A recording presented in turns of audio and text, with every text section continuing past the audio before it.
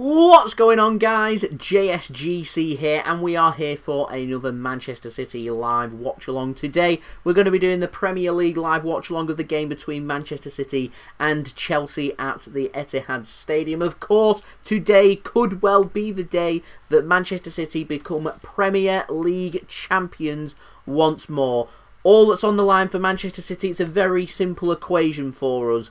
Win this game. If we win this game, we become Premier League champions. Manchester City have made a lot of changes for this game. We will discuss that in more detail coming up as we go through this live watch along, and I do go into the preview for this game. Now, before I do go into the details for that game and everything there is to discuss, I just wanted to say that if you do want to help to support the future content created here on my channel, then do subscribe, press that red button, press the bell and put your push notifications on. We are extremely close, 8 subscribers in fact away from 16,900 subscribers. Our aim, 17,000 subscribers. Hopefully we can hit that very, very soon. So any help towards that would be much appreciated. If you are enjoying the content, then please do subscribe. It is free. Don't forget also, you can find my social media links there in the description below and also on the yellow banner too. If you want to go and follow me on my Twitter and Instagram, my email also in the description below and on the yellow banner too. If you want to go and hit me up for any sponsorships for any videos or any general business inquiries, leave a thumbs up if you do enjoy this live watch along as well. 100 likes once more is the aim for this live stream. Minimum aim, by the way. We're currently 76 likes away from that goal, so any help towards that would be much appreciated. And don't forget also, if you're watching this after the game and the stream has ended, then leave your thoughts in the comments below. But if you're watching this live right now, then head to the live chat, let me know your thoughts, including your score prediction for this game, and because I'm nosy, let me know where you are tuning in from around the world as well. We have got Manchester Blue in on the chat, so thank you very much to Manchester Blue for tuning in, one of the JSGC regulars. We've got Adam Quinn as well, JSGC member. Big shout out to you, going for 3-1 today to Manchester City, and also once more that aim for 100 likes. We've got Sergio Aguero. I'm sure it's not the Sergio Aguero, of course. He starts today. He'll be in the dressing room or out on the pitch warming up ready for this game. But thank you very much for tuning in. We've got Mafo as well tuning in. Thank you very much to Mafo, another JSGC regular. So is Jay Zenio as well. Thank you for tuning in. We've got Andy tuning in as well. Speaking about the formation, we will speak about that in just one moment. We've got Gerald going for 1-0 to Manchester City. We've also got David in on the chat. We've got Clarksman, another JSGC regular, tuning in. The creator going for 2-0 to Manchester City. We've got Adam tuning in from Ennis in Ireland. We've got Clarksman going for 3-1 to Manchester City. We've also got DJ tuning in as well, looking forward to Manchester City, who he thinks will win the Premier League today. May 8th could be a day to remember. 2021, the day that could well be that Manchester City become Premier League champions. Like I said, simple equation. Man City win this game, we're Premier League champions. JP going for 2-1 to Manchester City. Ronald going for 2-0 to Manchester City. And we've also got Samada as well tuning in. So thank you to everyone for tuning in. It is much appreciated. And thank you everyone for leaving your thoughts in the live chat. Now, lastly, before we crack on with the preview for this game, and we speak about the teams and that formation that Manchester City have gone for, this video is sponsored. It's brought to you by the best footballing app out there, OneFootball. This video is brought to you by OneFootball. This video is brought to you by OneFootball. If you want to download the OneFootball app, all you need to do is press the link at the top of my description, which will take you forward to where you can download this app. The OneFootball app is extremely useful if you are a huge football fan just like me. It provides you with the latest footballing news, transfer news, and the latest videos as well. It is one source of information of where I get my transfer news from. It also allows you to see the latest scores with what's happening in the footballing world. If you just click on a game, including any Manchester City game, it will not only bring up the latest team news, but it will also bring up the latest statistics and keep you up to date with everything happening in that game. If you want to download this app, all you need to do is press the link at the top of the description to stay up to date. I would, yeah. We're just speaking here about Sergio Aguero and the fact that he's leaving Man City. He showed last week that he's such a great player that he should be staying at Manchester City. And Dale was just saying there, could you not offer Aguero a player coach role? Because it's just such a shame to lose him. He'd be just class, it is a shame to lose him. City, 17, 18, 19, 20. Learning your trade off Sergio Aguero. Yeah. There's no one better, is there? No. You know, there's not, is there? There's a big game player there that we're letting leave. I think Fernandinho's in the same bracket. It'd be a shame for these players to leave. I always thought it was a shame company left. They should have made him, keep him there. Keep players like that. I always felt like we had an assistant manager's role there ready for Vincent Kompany. Could have just gone into that. Again, a coach. There's no better way for a player to learn from, an experienced player. Yeah. And, players like Kompany and Aguero, they're at the top of the game. Yeah. And have been for many years. Yeah. And you'd like for these players to stay to learn, even if they're not going to be starting as many games and stuff. It's always worthwhile having them there. You've got to think, if you was a parent of a kid, and you was come to City, and you looked at the coaches at City, and you've got Kompany, Aguero, Fernandinho in the coaching setup, you think, I want my child to learn off the best. I do agree, Dale. I do agree. So thank you very much to OneFootball for sponsoring this video. It's much appreciated. If you do want to go and download the OneFootball app, the link's at the top of my description. Downloading the app does help to support the future content created here on my channel. It's a free app to download. It keeps you up to date with all the latest football fixtures, results, as well as the live statistics, live league table, live commentary rolling during the game as well. That's text commentary, by the way. It also allows you to have a bit of interaction. You can vote for players, who you think is going to be the player of the match, and you can who you think is going to win and things like that. Lots of real good interaction on the OneFootball app. You can also go and check out the latest football news and transfer news. I do go on to OneFootball on a regular basis to check out the transfer news, where I get some of the sources for the information that I provide in my transfer updates. It's a really good app to have. In my opinion, it's the best footballing app out there. So if you do want to go and download the OneFootball app, then just press the link at the top of my description. I'm going to be using OneFootball actually to provide my preview to you guys. So there you go, once more. Got the OneFootball app. Where is it? Just there, ready to roll out for the preview to go through the teams for this game. So we're 21 minutes away from kickoff. You get a live countdown clock as well. Lots of fancy features on the OneFootball app. We do like that. So like I said, you want to go and download it, just press that link at the top of my description. That'll take you to the download page to download OneFootball. Woo! There we go. We've also got City Andy tuning in as well. We've got Jamani as well tuning in. We've got Daniel as well. So thank you very much to you guys for tuning in to my live watch along. It is much appreciated. So without further ado, let's speak about the teams. We're going to start off first with our oppositions, Chelsea, who by my recolade have made 4 changes for this game. They're going with Mendy in goal, Azpilicueta, Christensen and Rudiger as their back 3 for this game. Reece James started at right back. I did speak about him in my preview. I thought he might have been starting. I thought it might have been ahead of Azpilicueta. It's not. Azpilicueta starts. He looks pretty tired, in my opinion, against Real Madrid. Instead, it's Thiago Silva that's given the rest. That's no surprise due to his age. Again, I did speak about that in my preview video. And Alonso starting as left wing back. They've got N'Golo Kante starting in the middle, along with Billy Gilmour and Hakim Ziyech, and they're going with what's looking like Timo Werner and Christian Pulisic up top. Lots of pace there to exploit Manchester City's high line.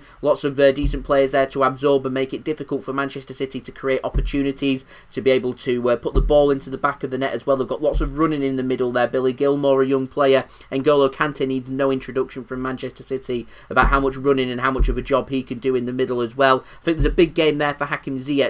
The one thing I think Chelsea cannot afford to do against us today is carry any of the players. They need to be putting in as strong a performance as possible going into this game, and they need to be helping each other out. I think the only way you beat Manchester City is if you work as a team, and so if there's any players that are going to be lazy, not tracking back, not tracking their runners, then Manchester City will be all over that squad rotation or not. On the bench for Chelsea, Jorginho, Emerson, Hudson-Odoi, Olivier Giroud, Kai Havertz, Kepa, Livramento, Abraham and also Kurt Zouma. Surprisingly, Thiago Silva not even in the squad. I don't know if he's got an injury or whether that is just down to age that they've gone with players that haven't played as regularly on the bench. Instead, due to fitness, they've got Kurt Zouma on the bench, of course, there. I'm not really sure why, if I'm completely honest. But one thing Chelsea are is they're organised. They'll make this game very difficult for Manchester City. And with the amount of rotation, 9 changes Man City have made in this game, if we're going to be slow out the blocks, Chelsea look to capitalise upon that. If we're not going to be at our creative best,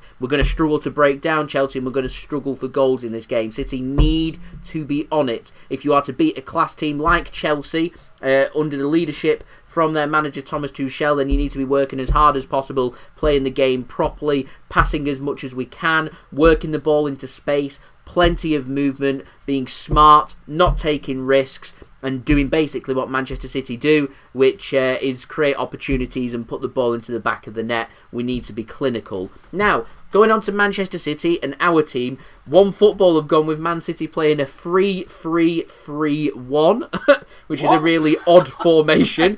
That's just based on positional. I am convinced with Man City today that we'll be playing what looks to me like it might be either a 5 at the back or possibly Nathan Ake going into defensive midfield. I'll speak through my thinking right now. So Ederson in goal, he starts. Cancelo will go in at right back, Benjamin Mendy at left back.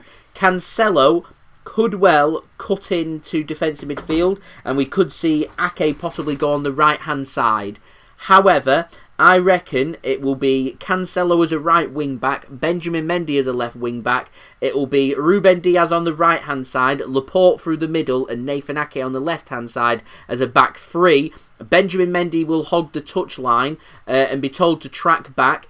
Rodri could well drop a little bit deeper, to which case Ake or Laporte will be covering on the left hand side, and that gives Cancelo the freedom of the right hand side is what it's looking like. I can't really make too much sense, if I'm honest, from Manchester City's attack though. So we've gone with Rodri in midfield, and then it's also, is it going to be Raheem Sterling and Ferran Torres as the 2 other central midfielders, and then a 2 up top with Jesus and Aguero? It could well be a case that Jesus goes on the left-hand side, Ferran Torres on the right-hand side, and then Aguero through the middle and Raheem Sterling playing as second fiddle to the striker. Perhaps Sterling on the right-hand side and Torres through the middle. I'm not sure. I'll be honest, there's lots of second guessing going on, and I think that's exactly the game that Pep Guardiola is playing here with Thomas Tuchel. How are you going to stop Manchester City? But I'm not a fan of this, and I'm going to say that right now, and I'm not a fan of this because I don't think Chelsea are going to change their system and how they play. So I think regardless of Manchester City changing things up, I don't think the system's going to work because Chelsea, they're going to sit deep, they're going to absorb Manchester City and look to hit us on the counter-attack. So it doesn't really matter what formation Manchester City are going to go with, we need to be clinical. We could go with our normal formation. I don't think there's ways around this Chelsea defence. I think it's just a case of you will create opportunities against this Chelsea team. The more possession you have and the more attacking intent you have, you need to put them opportunities away. Look at the FA Cup semi-final. 2 or 3 good opportunities City had. That was it in the game, 2 or 3. Well, them 2 or 3 need to go in the back of the net. It's as simple as that. Going to be difficult. Could well be a front 4 from Manchester City. Jesus, Aguero, Sterling and Ferran Torres all attacking and showing a lot of attacking intent. Could well be a 2 up top like we saw against Crystal Palace. Jesus and Aguero up top, Sterling on the left, Ferran Torres on the right, and then possibly Rodri sitting further back for Manchester City. Where's the midfield though? Where's it going to come from? Is it going to be Ake going into defensive midfield playing alongside Rodri? Is it going to be Cancelo going into that position and maybe Ake at right back? I'm not sure. I'm not sure. I really am not sure how to make sense of this City team. 9 changes, of course, with City playing in the Champions League. Man City don't really have too much to play for in the Premier League. Yes, a win today wins us the Premier League, but we've got 3 other games to go at.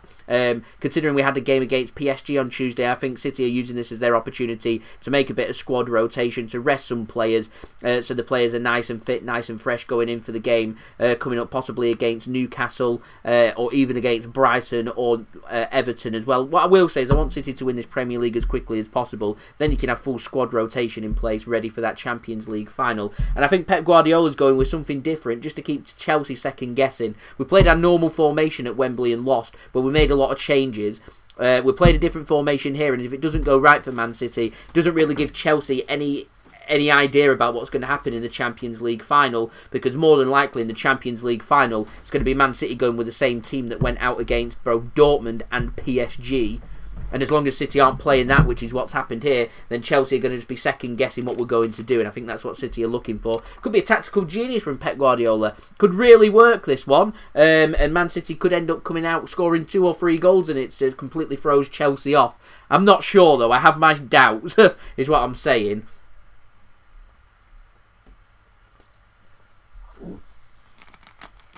One Football's also got it as a 3-3-3-1. I can't see it being 3-3-3-1, surely. So on the bench for City, we've got Ilkay Gundogan, Phil Foden, Bernardo Silva, Riyad Mahrez, Zach Steffen, Eric Garcia, Alexander Zinchenko, Fernandinho and Kyle Walker. Is Manchester City's substitute bench. So plenty of players that can come off the bench to make a difference for Manchester City today. Interesting team, that one. Let me know, ladies and gentlemen, what you make of that team in the comments. It's a strange one. Thank you very much, Akash. I do appreciate your kind comment there.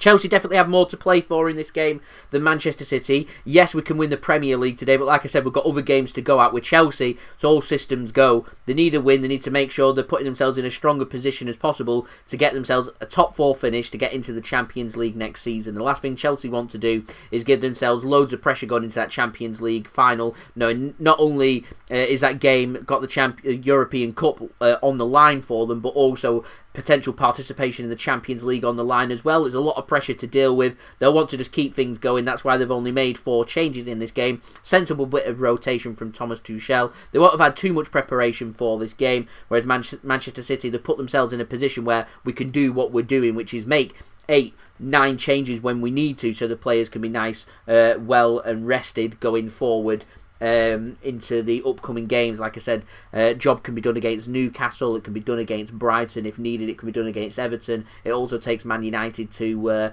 win all their games as well. Man City, they just need 2 points really. 3 points mathematically will do it for City, but more than likely just a couple of draws. I mean, a draw's not a terrible result for Man City.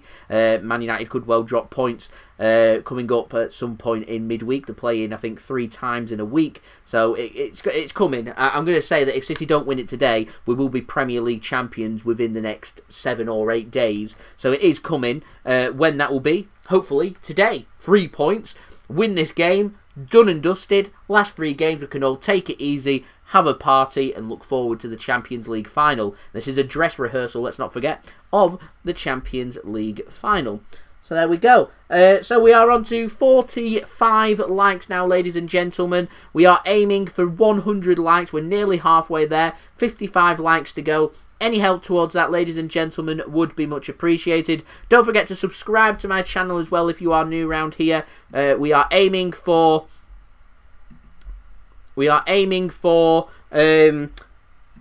17,000 subscribers, so any help towards that would be much appreciated. As I'm live right now, we are 9 subscribers away from that goal, so any help towards that would be much appreciated by me. If you haven't already, then please do subscribe. Plenty more Manchester City and football content to come for everybody to look forward to, so if you are new around here, please do subscribe. Don't forget also, you can find my social media links there in the description below, and also on the yellow banner too if you want to go and follow me on my Twitter and Instagram. My email also in the description below and on the yellow banner. If you want to hit me up for any sponsorships for any videos or any general business inquiries, I am actively looking for a sponsor for my daily transfer updates coming at the beginning of June for everybody to look forward to for the summer transfer window. I'm expecting that to be busy with Manchester City transfer news. I'm expecting views and stuff, so a good sponsor opportunity there for anyone that is interested. Don't forget to leave your thoughts in the live chat as well as let me know your thoughts. Score prediction for this game. I'm going for a 2-1 narrow win for Manchester City is my score prediction, so let me know in the comments on the side, with your score prediction for this game. And also, don't forget to let me know where you are tuning in from. I know we've got Jamaica in the house. I've seen Scotland in the house. I've seen Ireland in the house as well. The UK in the house as well. So yeah, do let me know where you are all tuning in from. We've got Dad tuning in as well. City defo win. I hope that is the case there. Come on, Manchester City. Let's make that happen. Let's have a nice celebrationary day. Dad's already delighted, of course, with his team Bolton securing promotion today to League One. So congratulations to Dad and Bolton Wanderers on their promotion to to the Sky Bet League 1 from Sky Bet League 2. Hopefully the rise of Bolton Wanderers once more after nearly going out of business, saving themselves by the very finest of margins in the 11th hour of the 59th minute, getting their takeover sorted. And then obviously a former European team, Bolton Wanderers, as well, competing in the Europa League. Only, a decade, 2 decades it is now ago, 15 years ago or so, whatever it was. Yeah. So, congratulations to Bolton there. Hopefully the rebuild job is in full swing there. So, big congratulations to them and to Dad.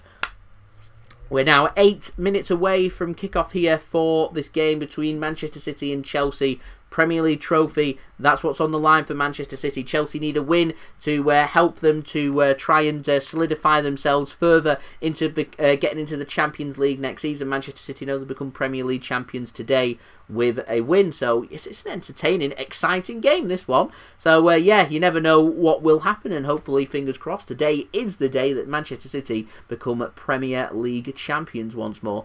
Sounds very good to say that, doesn't it, ladies and gentlemen? Now, like I said, this video is sponsored. It is brought to you by the best footballing app out there, OneFootball. So one more time before we get on with kickoff for this game, I'm going to roll my promo video, which I like to say, roll it. This video is brought to you by OneFootball. If you want to download the OneFootball app, all you need to do is press the link at the top of my description, which will take you forward to where you can download this app. The OneFootball app is extremely useful if you are a huge football fan just like me. It provides you with the latest footballing news, transfer news, and the latest videos as well. It is one source of information of where I get my transfer news from. It also allows you to see the latest scores with what's happening in the footballing world. If you just click on a game, including any Manchester City game, it will not only bring up the latest team news, but it will also bring up the latest statistics and keep you up to date with everything happening in that game. If you want to download this app, all you need to do is press the link at the top of the description to stay up to date. So thank you very much to OneFootball for sponsoring this video. If you want to go and check out the OneFootball app and download the app, then the link is at the top of my description. It does help to support the future content created here on my channel. OneFootball will keep you up to date with all the latest football news, transfer news, fixtures, results, live league tables, live statistics, plenty of interactions, and also what channel you can view the game on. Always a useful feature. Today's game is live on Sky Sports main event and Sky Sports Premier League here in the United Kingdom. So we are now 7 minutes away from kickoff here at the Etihad Stadium. Chelsea 3 points clear of 5th. It's sitting in 4th place, knowing that if they end up dropping points, then West Ham, with a win this weekend, could be hot on their tails with 3 games to go, with them wanting to prepare for the FA Cup final and wanting to prepare for the Champions League final. They want Champions League qualification sorted ASAP to be making squad rotation. The last thing Chelsea need on the build-up to 2 big cup finals coming up is injuries and player fatigue. So, yeah, plenty more on the line for Chelsea than for Manchester City. Like I said, it's just a simple job of win a game, we become Premier League champions, and that's it. Then that's us done up until the Champions League final. But we've worked hard to get ourselves into this position, so let's go and get that job done. Mick Sid, thank you very much for tuning in as well, much appreciated. Dad going for 2-0 to Manchester City. Dad wanted it to be a double celebration, I do hope so. With that, Mohamed going for 2-1 to Chelsea, going for a walkover for Chelsea, not happy with the Manchester City team here. There we go. Plenty of changes for Manchester City, 9 changes in fact made for this game for Manchester City. It's going to be a really difficult game, a difficult team to break down here, but a good idea to suss out what Chelsea are all about in anticipation to the Champions League final coming up at the end of May, which of course is a bit of uncertainty over. If you wasn't aware, yesterday announcement was made for Turkey to be placed onto the red list here in the UK. That means that you can visit Turkey, but when returning back to the UK, you'll have to pay nearly £2,000 to stay in a hotel for 2 weeks to quarantine before you'll be allowed back to mingle with the general public. Basically, the UK government saying that they're not wanting people to travel to Turkey, so it's casting doubt because both Chelsea and Man City were going to be given 4,000 tickets each to send fans to Turkey for that match, and now because of that, it's more than likely likely that fans aren't going to be able to travel. It's going to cost them more money if they want to go and do that. It's casting doubt on journalists being able to travel out as well. It's going to be very difficult to get that sorted and get that done.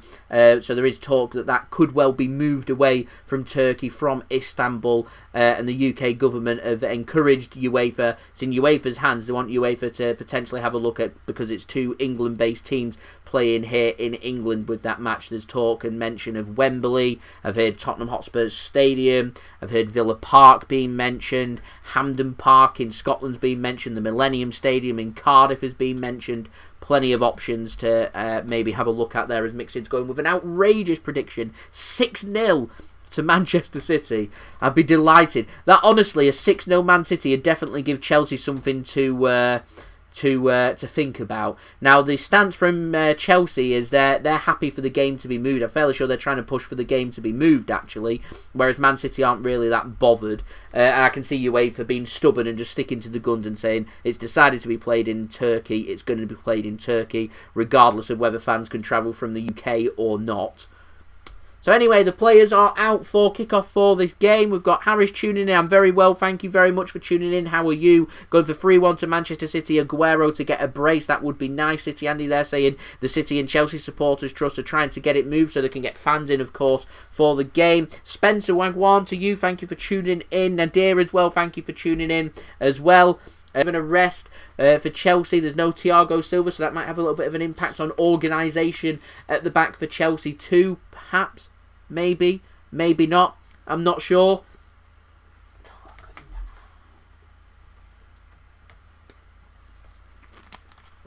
Nadir going for 1-1, of course. No Ben Chilwell either for Chelsea.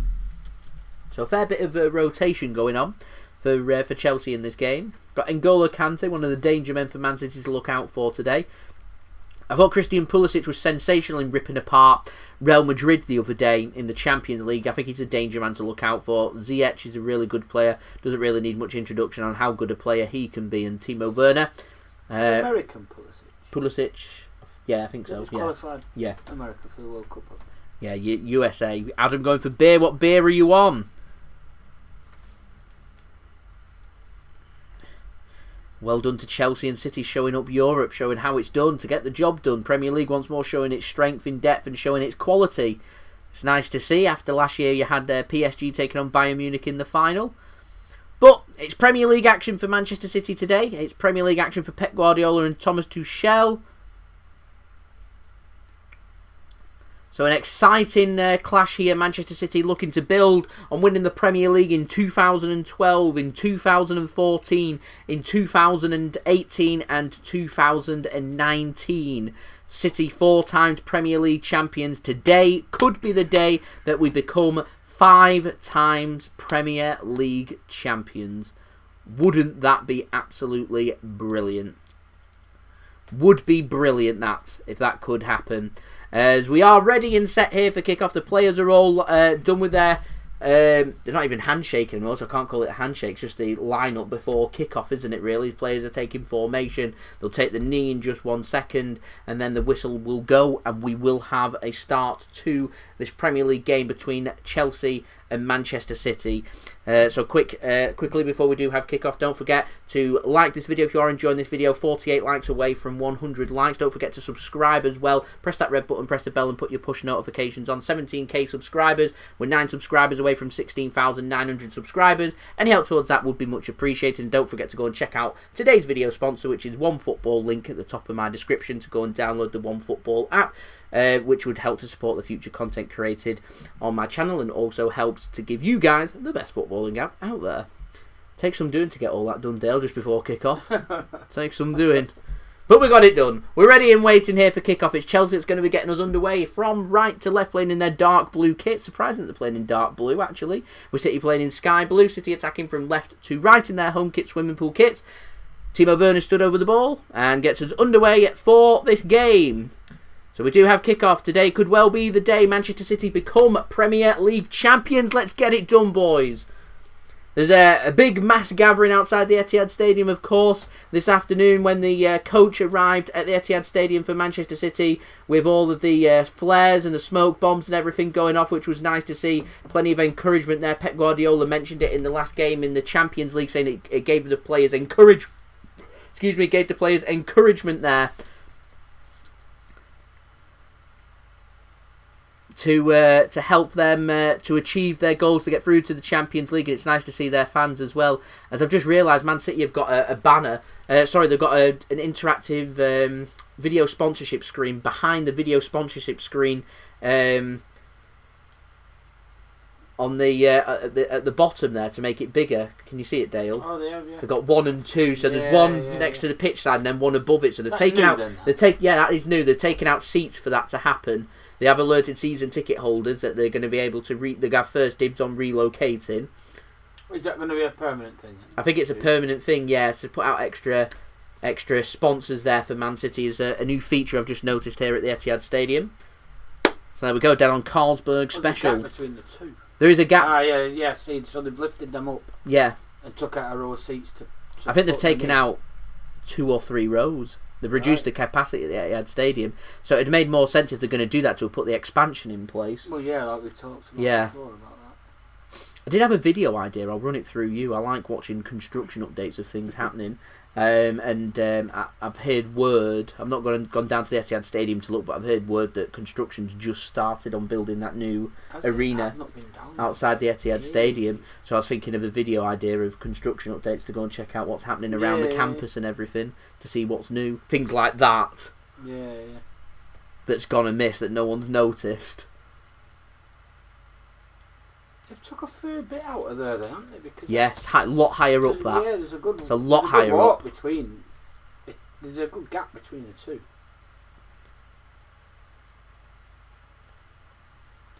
Just goes to show how much sponsorship's worth. It's worth a lot of money. Worth a lot of money. That's why I am after sponsorship. Come on, guys, hit me up. Let's make it happen.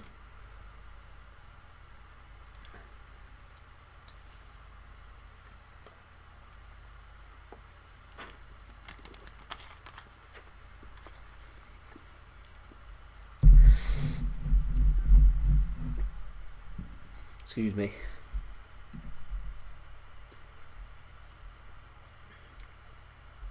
So we're up to 35 people now tuning in, which is brilliant. Thank you everyone for tuning in. Up to 58 likes, 42 likes to go.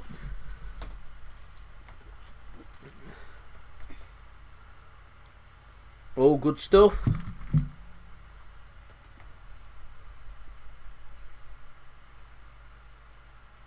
As Mendy has a throw-in.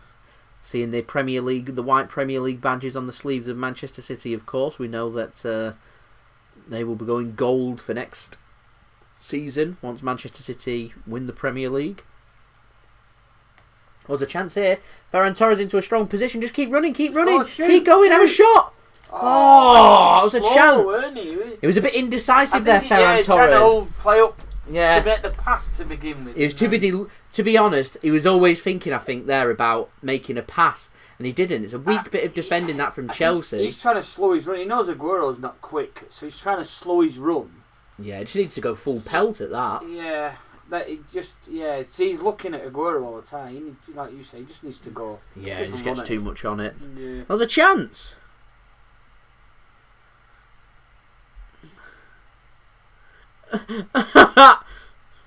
Man United fan in, so Aaron's put back Glazers in.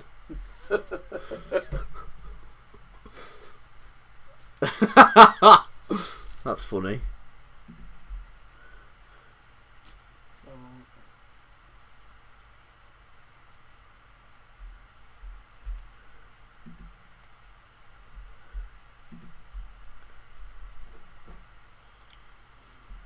Here is Raheem Sterling to Benjamin Mendy.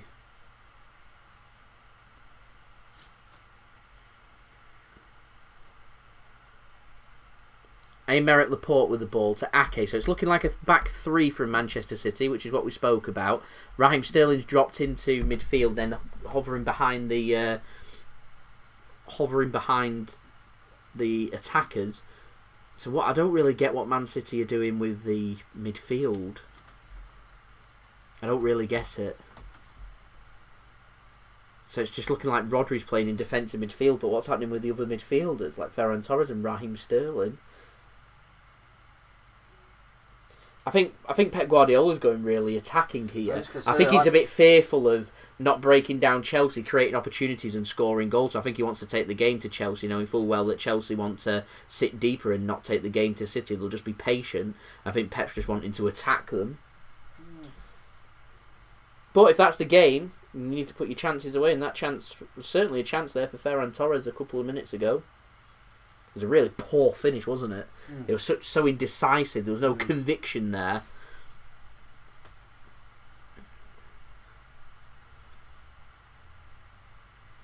Here is Ake to Laporte. Nice to see Ake back on the pitch for Manchester City. I think he's a really useful player because he's so quick.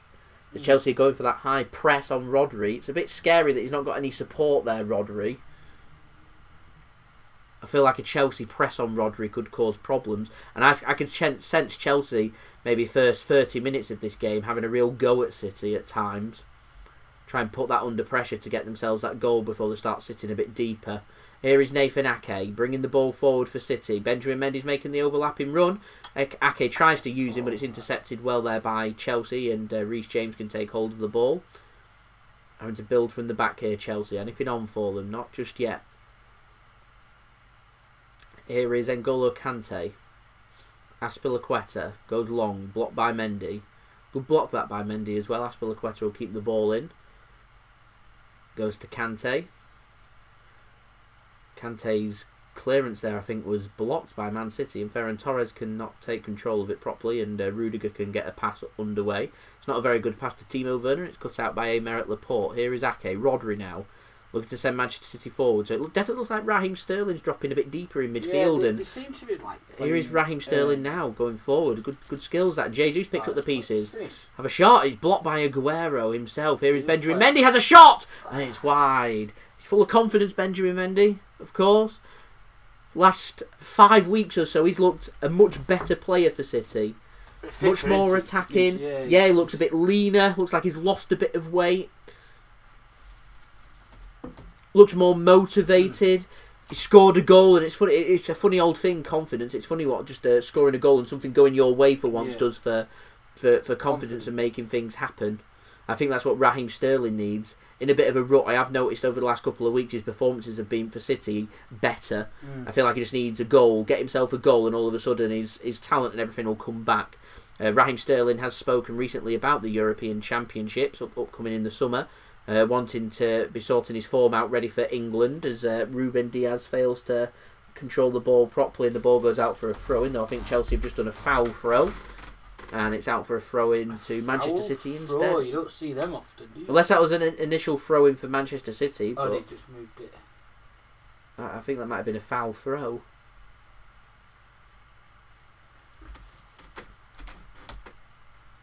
I think. So João Cancelo with a throw-in. Throws it to Ferran Torres before going back to Cancelo when he plays it out to Ake. Mendy now on the left-hand side. Raheem Sterling. To Rodri. No real movement from City, so he's forced to play it to Ruben Diaz, who keeps hold of his place. He's played a lot of minutes for City this season, Ruben Diaz. A lot of minutes. But it's not a surprise. John Stones is suspended for this game, so that's why Ruben Diaz is having to start Sterling. It's not a good pass that into Mendy. And it's intercepted by Reece James. Here is Azpilicueta back to goalkeeper Mendy for Chelsea, who clears. Only as far as Aymeric Laporte. City have looked good in the first 9 minutes here. Looked more settled and composed. Look, it's weird that, isn't it? The combined sponsorship boards there. Really strange. Just to completely reiterate their sponsorship opportunities.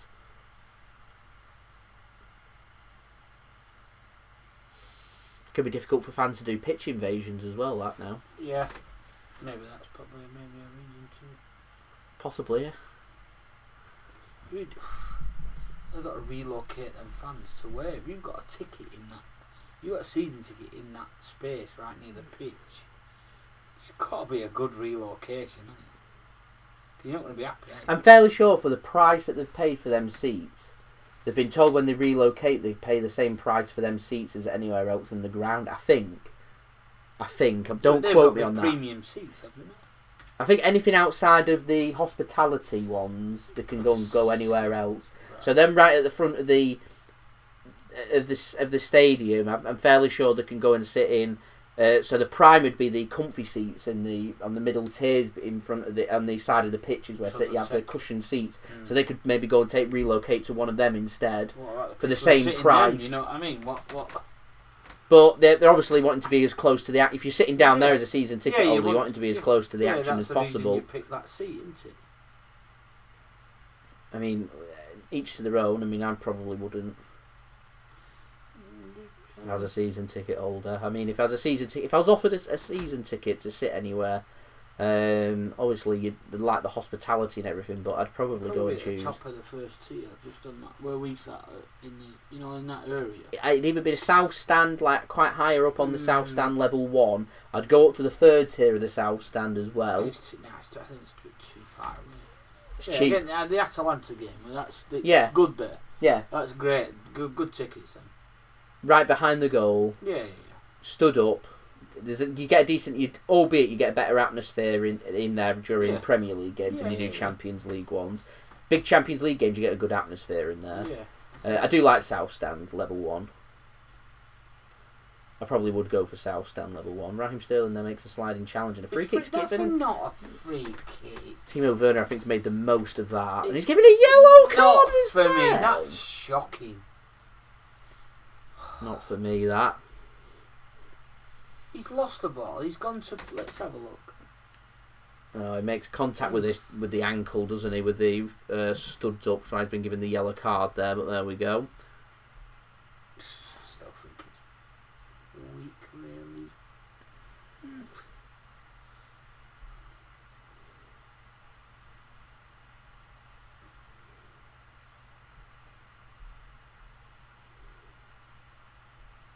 So a chance here for Chelsea.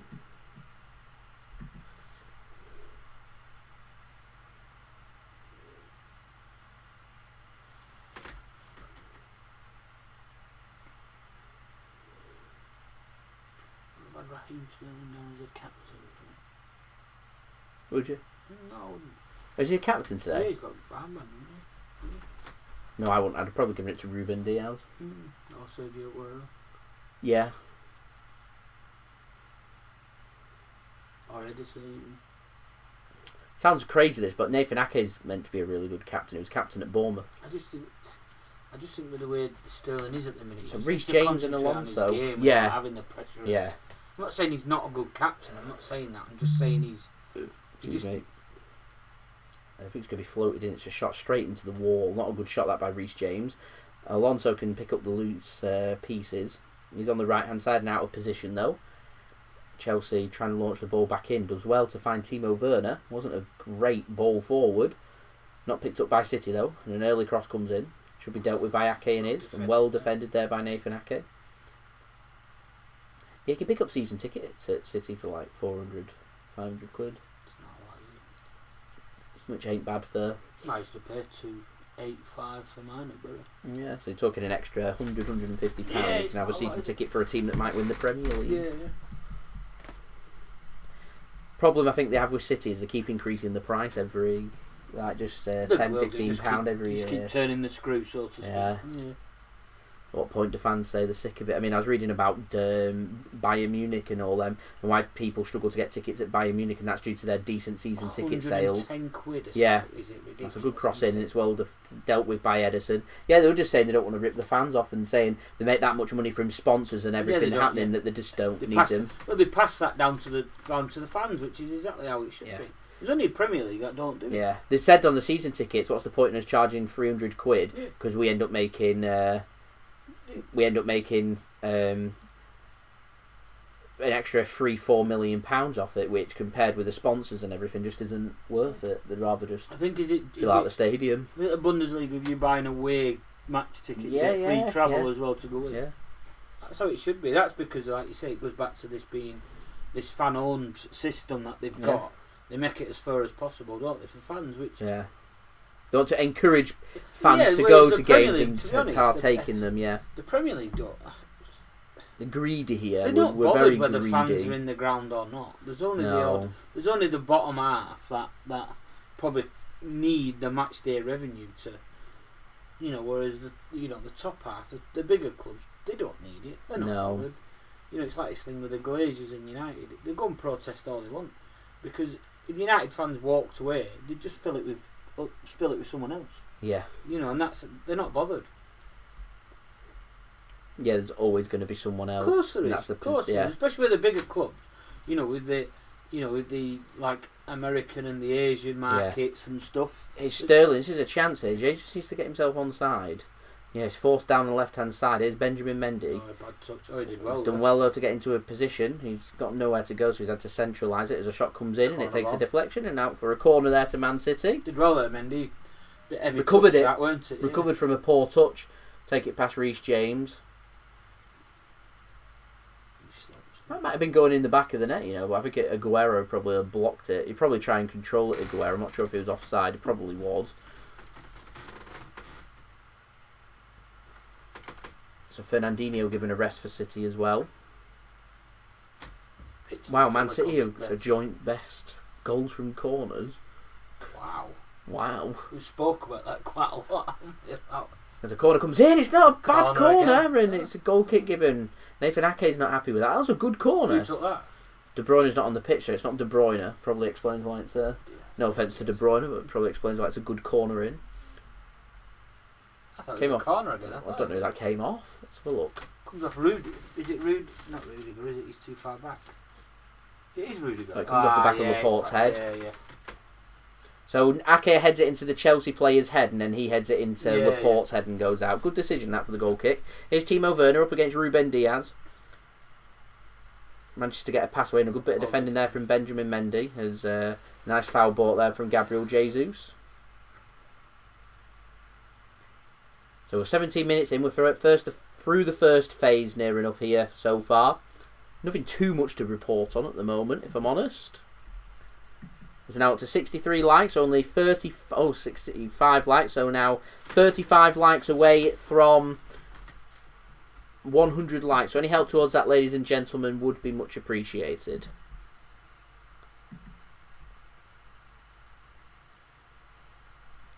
Premier League on the line for City. If we can win it today with a win, as we're now 8 subscribers away from 16,900 subs.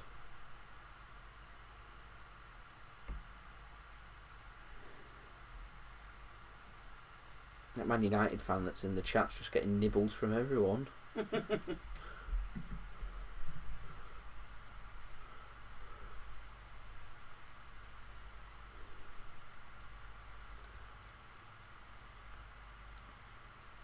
Must be pretty sad being a United fan, particularly when you've grown up like the last 20 years, nothing but success, and then going through this patch that they're in, where they're in a bit of a rut. Though I do love to see it, if I'm honest. It's entertaining. Must be a difficult pill for them to swallow, knowing that Liverpool are level with titles with them now, aren't they? Premier League titles. Are they not still one behind? I'm not sure. That's a foul by Kante, surely.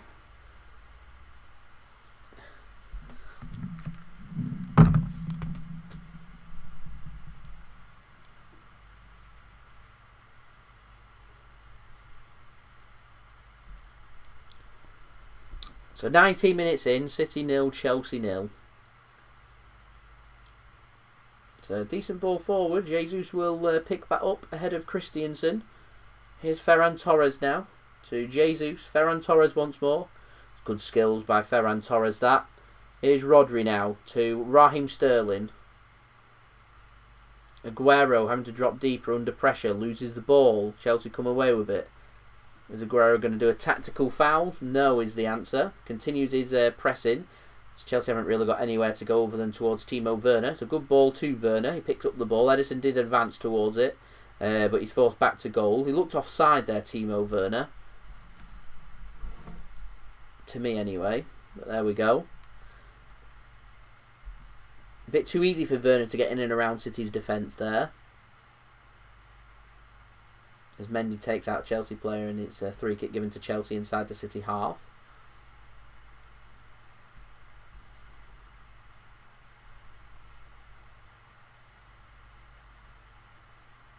He was offside there, Timo Werner. I thought he was. Just about, but he was offside.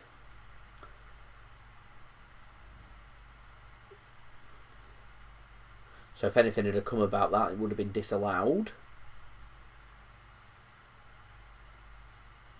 So a set piece here for Chelsea, which is odd because if Chelsea score off this free kick, then the goal counts, even though the build-up to get them free kick was offside.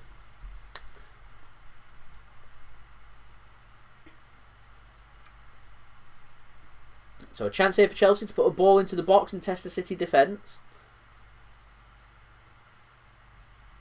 Ball comes in. It's not a bad ball in, and Nathan Ake deals with it well. He's really good in the air, Nathan Ake. Really good in the air. He's quick and good in the air. He's a good defender to have and a good option. It's a shame he's spent a good few months injured for City. So we've not really had the chance to see the best of him throughout the period that Manchester City were going on that winning streak. It was a shame. Hello, Mum. Thanks for tuning in.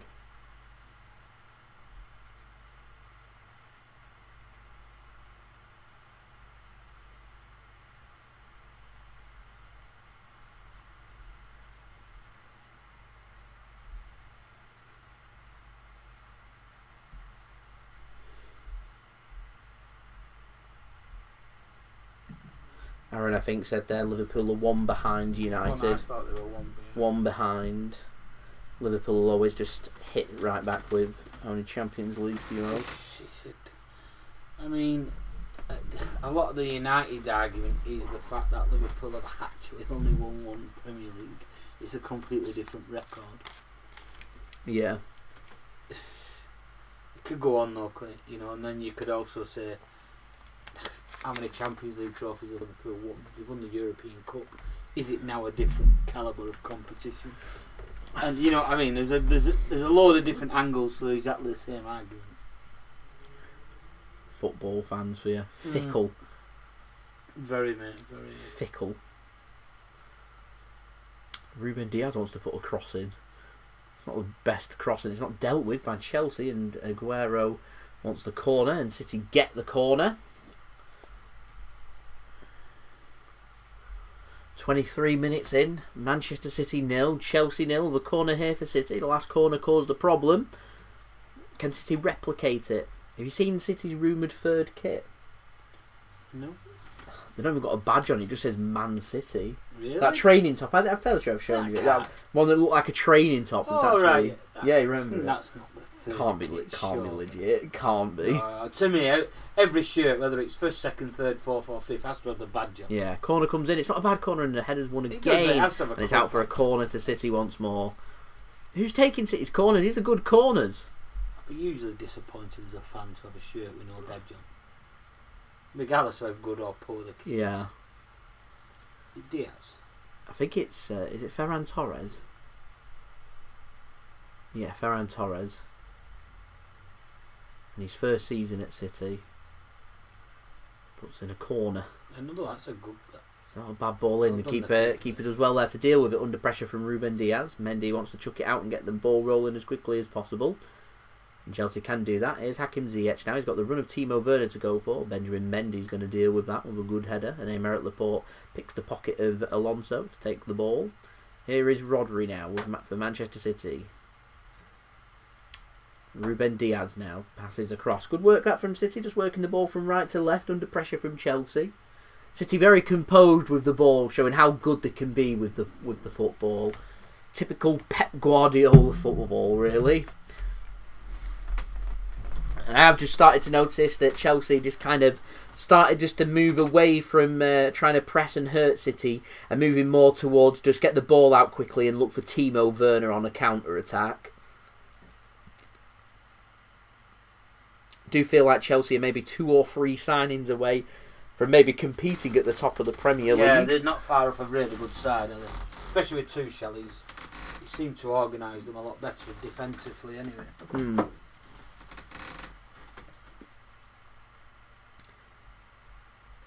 looking good in attack, maybe wanting a striker possibly. Yeah, I think they just want... I know Tammy Abraham's out of favour, so if he leaves, that'd open up space for a striker to come in. Obviously, got Olivier Giroud. They've got Giroud on the bench, haven't they? He's a good striker, Giroud. Yeah. I don't know why the last He'd cause City. Chelsea... He would cause us all kinds of problems if he was on the pitch. Has he got the wrong attitude? Is he just never fully... I don't know, but the last couple of managers just haven't really put him in... And if you want a single man up top on his own, he's not a bad option. He's the man you want as a free kick's given against Cancelo there. I did hear today, I don't know if you've read it, about Lewandowski again going City and Chelsea. Oh yeah, they're getting linked with City and Chelsea. Got a transfer update coming up at some point in the next few days. I'll discuss that in more detail. But I personally don't see him leaving.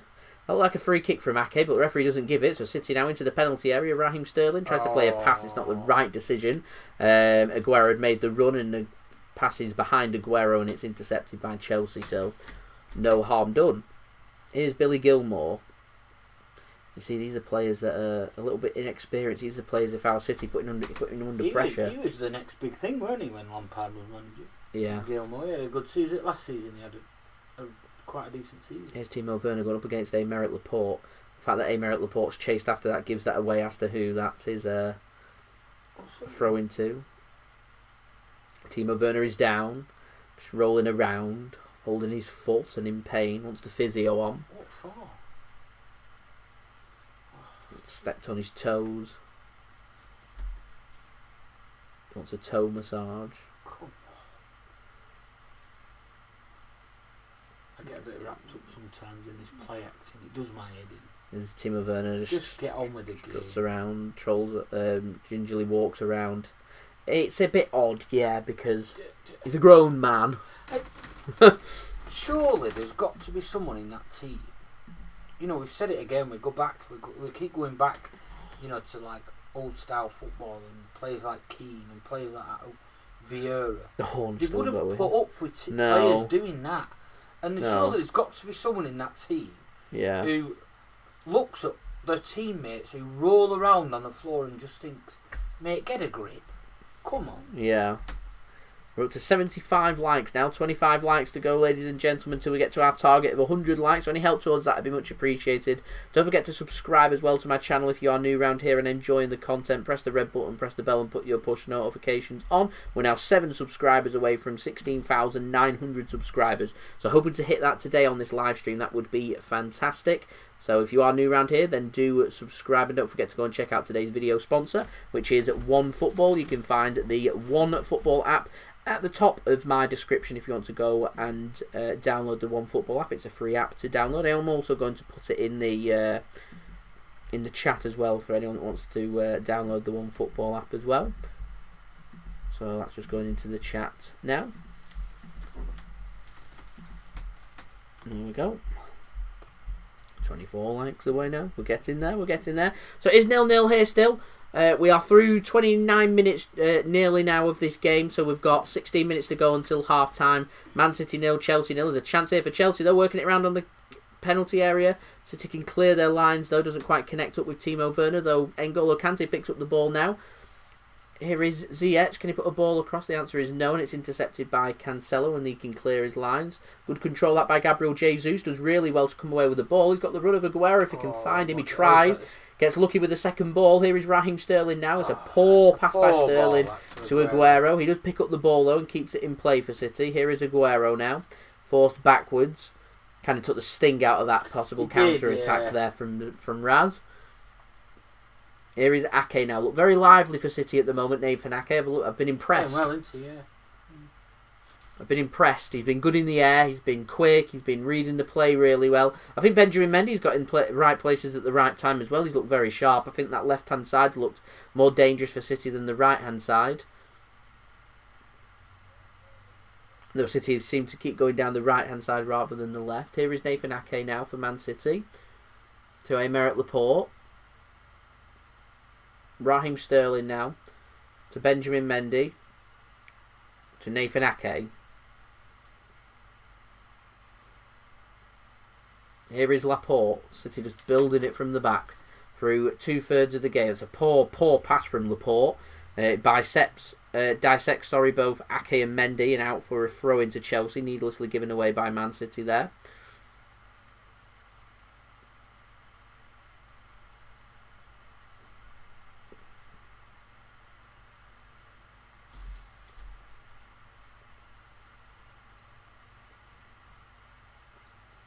Here's Rudiger to Christiansen now. No shots on target at the moment. City with 4 shots, Chelsea with 2. City have just had more possession, 51-49 at the moment. Chelsea not had any touches in the City penalty area. City have had 5. It's been a pretty scrappy game at the moment.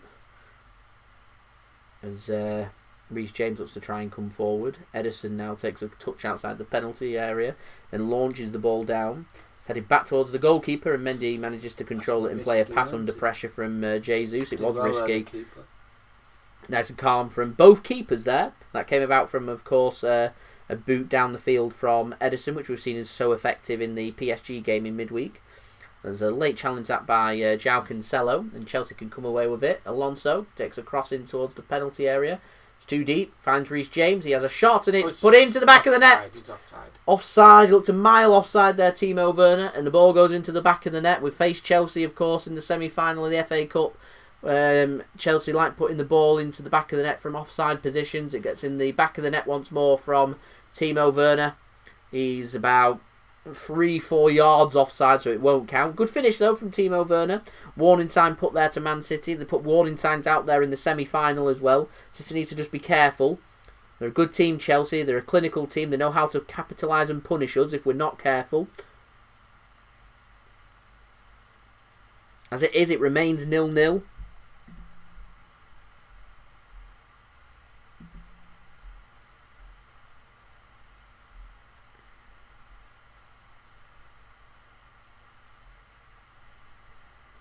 Thoughts on the performance so far? Not the best, not the cleanest performance. Pretty scrappy game at the moment. I think Chelsea are happy to scrap this, if I'm honest. Although, here is Timo Werner now. Onside, into the penalty area. Has a shot. It's not a very good shot, and it's out for a goal kick to Manchester City. I feel like Timo Werner is one of them strikers that when put in a position where he was offside again there, Timo Werner, it wouldn't have counted. I feel like, yeah, Timo Werner is one of them strikers where if he's put in a position where he doesn't have to think, he can just hit it. I think he's better than when he has time to actually think about it and try and make things happen. Too much time there for Werner, and he can't direct it into the back of the net. Cancelo with a heavy pass back to Ruben Diaz. Ederson with the ball. So yeah, Nadir, not the cleanest performance from City. It's been a pretty scrappy game so far. Hoping we can up the tempo a little bit. Chelsea don't really allow you to create too much. So the chances that we have created have all been half chances, like from corners and set pieces, the things you need to capitalise upon. When you do get a breakaway, get the shots on target, ask the questions. I mean, West Brom, when they played Chelsea, was so clinical when they battered them. They were just pulling their defence apart with movement. And it's Chelsea's just one of them teams that's so defensive and so, not negative, but so organised that scoring a goal past them is difficult. If you can score a goal, they'll make it difficult that you can't score a second. So unless the game's going your way and they get a sending off or something, or you can get them 2 goals ahead, that's when space will start to open up, and that's when you can start putting 3, 4, 5 goals past them. Like any team, really. Here is Raheem Sterling. It's a heavy touch. Does well to actually get an opportunity and have a shot, though it is saved by goalkeeper Mendy. Not sure if that's going to count as a shot on target or not. Looked like it was going wide. It was going in, actually. That'll count as a shot on target. Looks like it was going into the bottom corner there from Raheem Sterling. An effort there for Mendy for giving him something to think about, and Chelsea something to think about. It's not even half a chance, that, though, is it? No, it's not. It's just his touch was a bit. Yeah. It just seems really low on confidence, doesn't it? Yeah, it wasn't. That volley weren't hit with any conviction, no confidence. When he plays Sterling, when he gets it in, when he starts scoring goals, he's brilliant. Yeah. That rhythm comes but a few games without one, and then he. Head goes. Yeah. I feel like if we can win this He's game, a really good player as well. I'd be almost tempted if we can win this game, win the Premier League. That for the next 3 Premier League games, I'd start Raheem Sterling. I would, yeah, just to try and get a bit of a confidence, if nothing. Yeah, you know, just to. There's absolutely no need for Phil Foden and Riyad Mahrez to be playing game after game. No. It could easily be Raheem Sterling and Mahrez one week, and week after Raheem Sterling and Phil Foden. You know, so they're keeping their legs active whilst having a nice rest as well. I look at my dream team now. I think I'm going to take De Bruyne out of it. Yeah, I can't imagine De Bruyne starting 2 in his time. I can maybe see, if City win this game, I can maybe see De Bruyne starting 1. I've got maybe 2 De more Bruyne games. and Mason Mount in midfield, and I'm thinking of taking them both out. Yeah. For the last few So games. good pass that. Because I don't think... Raheem Sterling's a bit lackadaisical there, not moving. He needed to move. Here's Rodri. I feel like I'm picking on him, but he gets into such good positions, it's noticeable, as Cancelo doesn't put a good ball into the box. Does well, though, to recover and give the ball, keep the ball for City. So 9 minutes to go till half-time.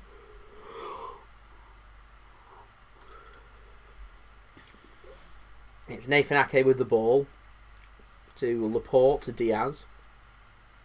Laporte once more. Rodri now, no real movement. Chelsea got all 11 players inside their half now. Sitting a bit deeper. Sterling does well to get a ball to Mendy. He'll go first time. It's not a bad ball and it's dealt with by Chelsea. And out for another corner. Corners could be a real asset for City in this game if they can put in some good balls, in my opinion. How many likes are we up to now? That's what we like to see. 20 likes to go, ladies and gentlemen. 20 likes to go. So any help towards that would be much appreciated. Don't forget to subscribe as well to my channel and go and check out today's video sponsor, OneFootball. Link at the top of my description. Ferran Torres with the corner. Not a good corner this time. Cleared at the near post. Should never ever be taking a corner and have it cleared by the first man. He's Burnley giving all the last day match tickets away for free. Yeah, I saw that. 3,500. Encouraging people to send donations to charities instead, aren't they? Yeah. Is it for all the people that had tickets on the ballot system or something? 3,500 fans back to Turf Moor against Liverpool, making every ticket free of charge. That's all it is. Yeah, I think there was a ballot system or something. Anyone that's been promised a ticket is going to get their ticket for that game, and they can have it for free.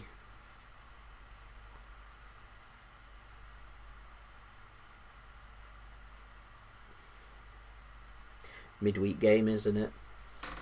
Yeah. Must be very strange going into a stadium that's 90% empty and you've got to sit miles away from each other. It's just ridiculous. To me, it's becoming ridiculous now. Here is Ake, Mendy, Sterling. Well, they're doing all these test events, no social distancing, no mask wearing and everything. So hopefully something will come off about that and we'll be able to have football back. Last week, weren't there? Yeah. Mendy, not a good There cross Blossoms at concert. all and out. Is what? Blossoms concert as well this weekend. Is there? I think so. I'm fairly sure James Blunt's starting the London concerts off in the summer. I know the Brit Awards are Tuesday, isn't Is it what's the thingy called in London, the famous one? Is it Royal Albert Hall? Yeah, the circular one. Yeah, I think that's going to be at a full capacity for a James Blunt concert in the summer, because it's the first event that they've had on that's not been told to cancel. Right. So that's going ahead. I mean, I meant to go and see Alan Carr, the comedian, and stand up in Blackpool in September, so that might be given the nod, which would be good. Unfortunately, I'm missing out on the Killers concert at Old Trafford Cricket Ground. Has that gone back a year again? That's gone back a year again, so next June. That should have been last year, shouldn't it? Yeah, the weird thing is, I reckon if it was maybe in a month or two's time, August, September, it'd probably go ahead. Mm. Which, looking at the weather's not that brilliant at the moment, is it? It's terrible, isn't it? Really bad weather at the moment. moment. At work the other day, we said, they're trying to push for like people holidaying here instead of abroad, but the weather's like this. You're not gonna, are you? It is, Aaron. Yes, September. I wasn't picking my ear actually. To be fair, I have earache right in there, and it's really irritating. I have no idea how to get rid of it. It's literally like an ache. You got water in there. It's not water, no. It's like an irritation.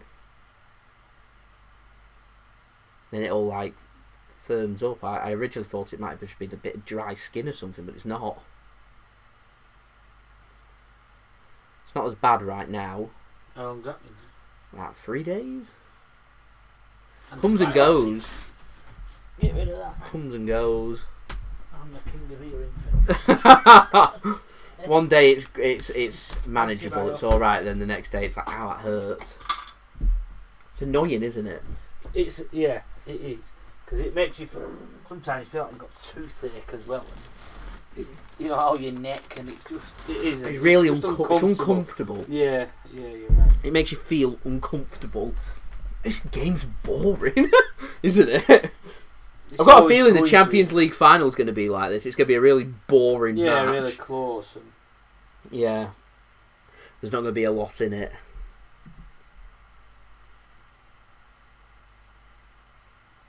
Who looks more likely to score? I'll be honest, I probably reckon Chelsea. They look more dangerous when something's going to happen, I think. I certainly don't think there's much in it, though. As we're now 6 subs away. Let's go! Let's make it happen. 15 likes to go to 100 likes. Let's get there before half-time. That'd be brilliant. Let's see if we can get them 6 subs as well. Let's get to 16,900 subs. That'd be amazing.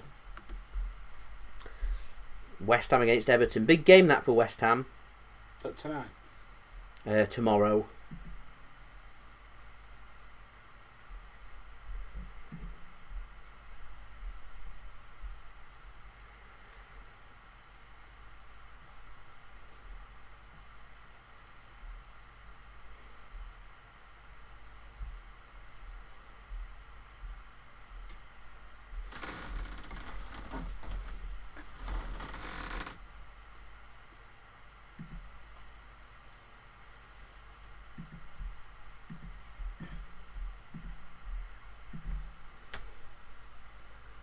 So here is Reece James for Chelsea. It's been a really close game, this. Hard fought. Probably going to be a goal in this. And here's a chance for Chelsea, and the shot comes in. It's a really good save from Ederson. First shot on target for Chelsea. Palmed away by Ederson. A good shot from Hakim Ziyech.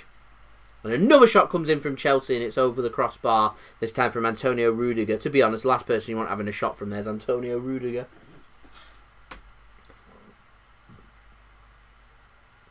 If I'm honest, as we're now 14 likes away. Let's make it happen. Let's get to 100 likes.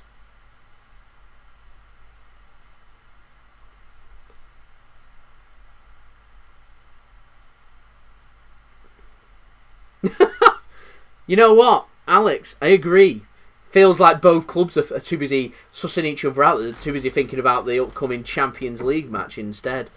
I'm wondering if both teams are happy for a 0-0. Man City, they only need a point then from 3 games. Yeah, oh, there's a chance here. Jesus squares it across. Aguero put it in. He's taken every touch and he's in. It's 1-0 Manchester City. It's Raheem Sterling. Raheem Sterling scores for Manchester City. We spoke about this. We spoke about how he needs the confidence. He needs the confidence. He finds the back of the net and he puts Manchester City ahead here in the 44th minute just before half-time. It's a good time to score for City.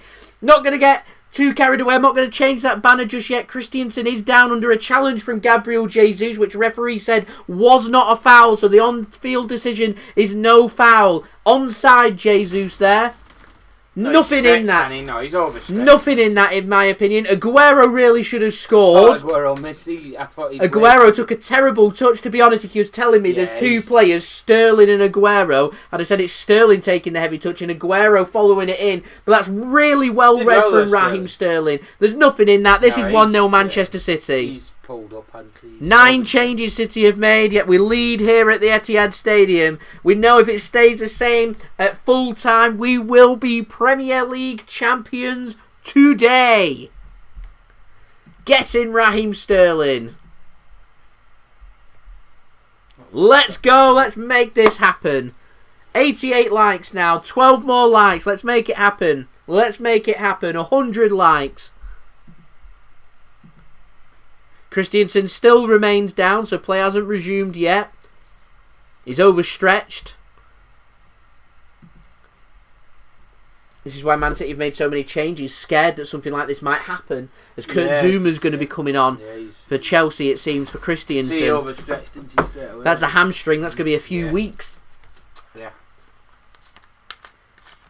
I'm not saying he's going to not play in the Champions League final. I mean, I reckon the hamstring will probably be 3 weeks.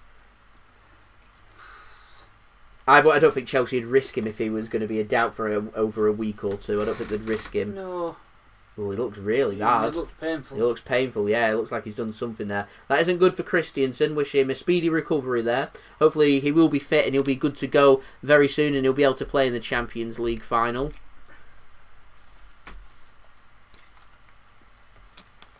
It is. It's a goal for Raheem Sterling. Man City lead by 1-0 here at the Etihad Stadium. It was literally a goal out of nothing. You can see that. You're just saying about it being 0-0, weren't we? Yeah, we're just speaking about it being 0-0. So we're into a minute added on. That's up. That's a good ball into the channel. Ferran Torres squares it across. Aguero takes a touch. Finishing Jesus. He goes down. It's a penalty. Penalty Man City. Penalty Manchester City. I'd agree with that. Penalty given. Penalty City. This goes in, Dale. The Champions League, the Premier League could be coming home today. Let's not get too excited again. It's Man City and penalties. I can't see VAR overruling that. It's clear. Jesus goes down. He goes right in the back of him. It's Billy Gilmore. Yeah, he's running to the back of him. Into the back of Jesus. Who's going to be taking this? Yeah, he's not even. Do you know what? I'm going to say this right now. If I'm having a penalty taker take this, I'd be tempted to give it to Raheem Sterling. He's just scored. And I think if he scores a penalty, his confidence would go sky high from it. And he needs it. I reckon it'll probably be Aguero, but it's a clear penalty. What's he more? Thomas Tuchel not happy with that. He's on the wrong side of him. Yeah, just goes into the back of him. It's going to be Kun Aguero. He wants the goal. Referee telling the players to get back. So penalty given. A goal comes just before half time. 2 goals in a minute and a half. Yeah, we've had to wait. It said it's a boring game. We're speaking about it being 0-0. Both teams happy to think about a 0-0 and get this done and ready for the Champions League. Raheem Sterling gets a goal for City. Christiansen goes down injured. We go into added time. We're at the end of added time. Yeah. Chance here for City to double their lead. Aguero from the spot. Oh, that's terrible. What is he doing? In a game like this, what was he doing? What has Aguero done there? Pep is furious. What is he doing there? He's doing the Panenka to chip it down the middle. Mendy commits but doesn't really commit, so he's just chipped it down the middle. Catches it with one hand. And Thank catches you very it much. with one hand. That is a terrible penalty. And that is half time. Pep is absolutely furious with Aguero there. That might just seal Aguero leaving now. No, see ya. Oh, that's poor. That was a terrible penalty. And that was an opportunity for us to kill this game. Game's done. I'm saying how tight Chelsea are to break down. Chelsea know they can get a goal in this game. We're going to struggle to break them down again. That was a chance there to kill that game off. What a terrible penalty from Aguero. Terrible decision. Should have just hammered it. Yeah. Told you, Raheem Sterling, full of confidence. Let him take it. Put it in. Poor from Manchester City there right at the end. That should have been 2-0. Poor from Aguero, not Manchester City. Poor from Aguero. But poor from Aguero. Yeah. There we go anyway. We lead, okay? It's half time. We lead by 1-0. It's better than not leading, so let's not be too pessimistic about it. Manchester City lead at half time here. Need to focus going into that second half because that's a big opportunity we just missed there to have doubled our lead and put ourselves in a really strong position. We need to get over it. We need to get over it fast and continue doing what we're doing. Defending deep, defending well, attacking Chelsea, creating opportunities and putting that ball into the back of the net. Kill a second goal. That is what's needed. We just squandered a great opportunity. Hopefully, fingers crossed, we don't come back to regret that and that comes back to bite us on the bum because it's devastating. We want to win the Premier League. We want it won today to get that job done. Also, a win for Man City today means that Chelsea, they're going to have to go with their strongest team for the next 3 Premier League games to ensure they secure qualification for the Champions League and therefore risking injury like what's just happened to Christiansen, although I do wish him a speedy recovery. So whirlwind end to a boring, quite frankly, first half, livened up right at the end there for Manchester City. So before I crack on with the half-time ritual for us, which includes going through the stats and stuff for this game, the reaction to the game, and also some half-time entertainment. Just want to take this time out to thank everybody for tuning in so far. We are aiming for 100 likes. We're now 9 likes away, so hopefully we can get them 9 likes during half-time. That would be absolutely brilliant. So any help to us, that would be much appreciated. If you haven't left a thumbs up already, then please leave a thumbs up. That would be much appreciated. Let's get to 100 likes. Don't forget also, you can find my social media links in the description below and on the yellow banner too if you want to go and follow me on my Twitter and Instagram. Email also in the description below and on the yellow banner too if you want to hit me up for any sponsorships for any videos or any general business inquiries. Let me know what you thought of the game so far in the live chat. And of that Aguero penalty, that big talking point as well. That would be much appreciated. Don't forget to like, comment, share, subscribe, all that good stuff. 5 subscribers away from 16,900 subscribers, so let's get that live subscriber count changed over in this live stream. That would be brilliant. And also leave a thumbs up now. 5 likes to go until we get to 100 likes, and do go and check out today's video sponsor, which is OneFootball. You can find their link at the top of my description or in the live chat right now if you want to go and download the best footballing app out there in OneFootball. Downloading the OneFootball app, a free app to download, does help to support the future content created here on my channel. So what we're going to do now is we're going to go through the statistics for this game before we're going to go on to the scores from around the grounds. Then from there we're going to provide the halftime entertainment for you guys in the coming minutes. So just going to go to the statistics. I'm using the OneFootball app to provide the statistics to you for this game. Manchester City just shy of 57% possession in that first half, 43% for Chelsea. City have won 48% of their duels compared with 52% for Chelsea. Aerial duels at 40 to 60, 40% in favour of Manchester City, 60% for Chelsea. Non-offside for Manchester City, 2 for Chelsea. Of course, one of them offsides was a disallowed goal for Timo Werner. 4 corners for City, none for Chelsea. Most important stat, 1 goal for Manchester City, none for Chelsea. 7 shots in total from Manchester City. Raheem Sterling with 2 of them. One of the goals for Raheem Sterling, and also that penalty kick as well. That horrendous penalty take from Sergio Aguero there ensures we've had 7 shots in the game and 3 on target and 1 goal. Chelsea with 6 shots, 1 on target, no goals. There we go.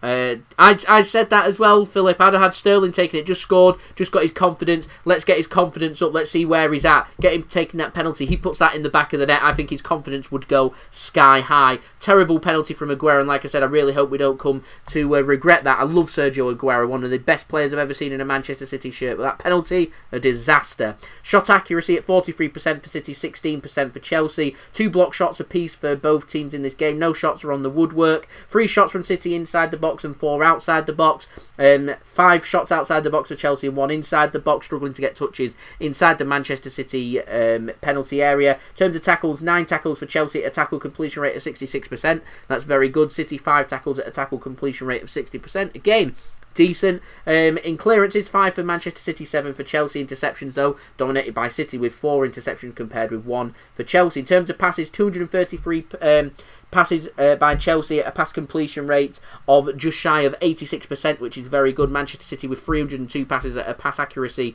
of 91%, which is very good from Manchester City as well. 9 crosses attempted by Manchester City, 4 by Chelsea, and not 1 cross has connected, which is really, really poor. 6 fouls conceded by Man City, 7 for Chelsea, and also 1 yellow card for Man City, and no red cards for either Manchester City or for Chelsea. That 1 yellow card for City is to Raheem Sterling, who has also scored the goal for City, and Kurt Zouma came on for Christiansen. Just hoping now that we don't come back to regret that penalty miss. So I'm going to provide now to you guys the latest scores from around the grounds. So, in the Premier League, finished earlier today, Leeds 3, Tottenham 1, Sheffield United 0, Crystal Palace 2, and it's currently Manchester City 1, Chelsea 0. Later on tonight at 8:15 PM BST, you've got Liverpool taking on Southampton. In the Championship, their final game of the season, it's finished Barnsley 2, Norwich 2, Blackburn 5, Birmingham 2, Bournemouth 0, Stoke 2, Bristol City 1, Brentford 3, Cardiff 1, Rotherham 1, which has seen Rotherham relegated, so commiserations to them who've been relegated to League 1. Derby County 3, Sheffield Wednesday 3, in a very entertaining game, which has also seen Sheffield Wednesday relegated, so commiserations to them as well. And Derby County, under the leadership of Wayne Rooney, stay up. Middlesbrough 0, Wycombe Wanderers 3. They've already been relegated, and commiserations to Wycombe as well. Coventry 6, Millwall 1, Nottingham Forest 1, Preston North End 2. Aaron will be delighted with that. Another win for Preston. QPR 3, Luton 1, Reading 2, Huddersfield 2, and Watford 2, Swansea City 0. In the Sky Bet League 2, final game of the season for them as well. It's finished Cambridge United 3, Grimsby Town 0. So congratulations to them, Cambridge. They have been promoted to the into League 1. Grimsby have, unfortunately, commiserations to them being relegated into the National League. Carlisle 0, Walsall 0, Cheltenham 4, Harrogate Town 1. Cheltenham have been promoted to League 1 as well, and also promoted as champions, so congratulations to them. Crawley 1, Bolton Wanderers 4.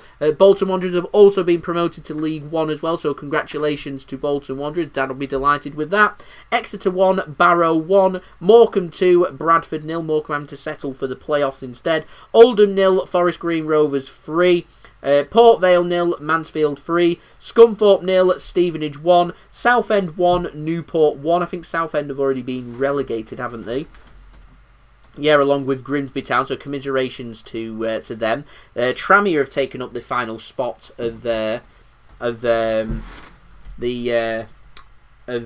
League 2. They're in the playoffs. Finished 0-0 between Tranmere and Colchester. Salford City beat Leyton Orient in that later kick-off by 3-0. In the Scottish Cup, it's finished Dundee United 0, Hibernian 2. In La Liga, it's finished Alaves 2, Levante 2, and Barcelona 0, Atletico Madrid 0. That has huge implications on the top of the table in La Liga. It means Real Madrid, if they win, go level on points with Atletico Madrid, with Atletico Madrid having a better goal difference by 5. That's really, really tight. It's currently Cadiz 2, Huesca 1 at half-time, and at 8 p.m. BST you've got Athletic Bilbao taking on Osasuna. In the Bundesliga, it's finished Dortmund 3, Leipzig 2 in a big win for Borussia Dortmund. Werder Bremen 0, Leverkusen 0, Hoffenheim 4, Schalke 2, and Wolfsburg 3, Union Berlin 0. It's currently Bayern Munich 4, Borussia Mönchengladbach 0 with a later score. Dortmund actually are into 4th at the moment, but Frankfurt have got a game in hand with 2 games to play. Bayern Munich are champions, I think, already. So there we go. In Serie A, Spezia 1, Napoli 4 full-time, Udinese 1, Bologna 1, and Inter Milan, who I think are already champions in Serie A as well, are 4-1 up in the 66th minute against Sampdoria at the San Siro, and later on you've got Fiorentina taking on Lazio at 7:45 p.m. BST. In Liga 1, it's finished Nantes 3, Bordeaux 0, and Lyon 4, Lorient 1. In the Eredivisie, FC Twente 1, Heracles Almelo 1's finished.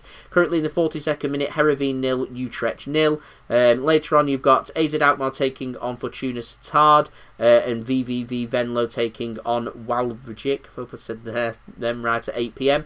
In the National League, it's finished Barnet 1, Notts County 4, Halifax 0, Boreham Wood 1, Hartlepool 2, Maidenhead 4, Sutton 2, Weymouth 0, Wellston 0, Dagenham and Redbridge 5, Woking 1, Chesterfield 4, Wrexham 3, Yeovil 0, and Torquay United's currently 0-0 with Bromley in the 51st minute. Kingsland against Solihull Moors was postponed. Dover Athletic against Stockport was also postponed, and Altrincham Eastleigh also postponed there in the National League.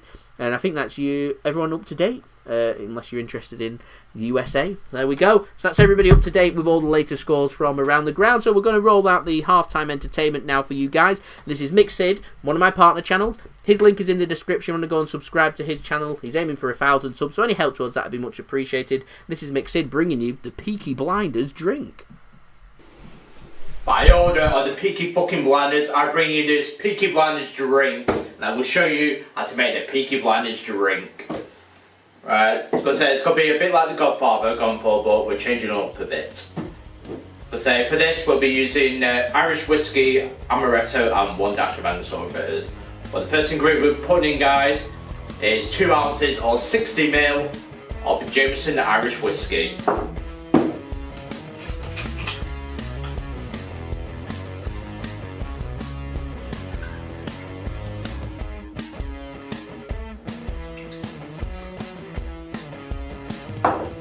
Next ingredient, guys, is 15 ml or half an ounce of amaretto.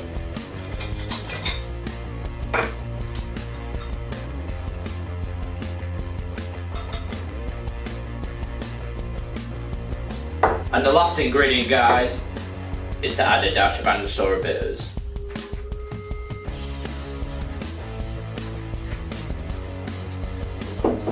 And now you want to stir it, just give it a light stir.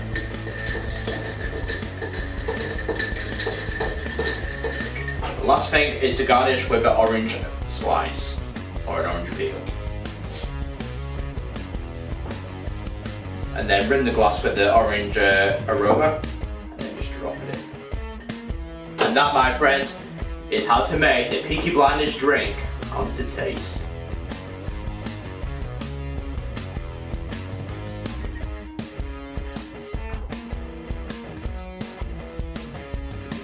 Tastes fucking fantastic.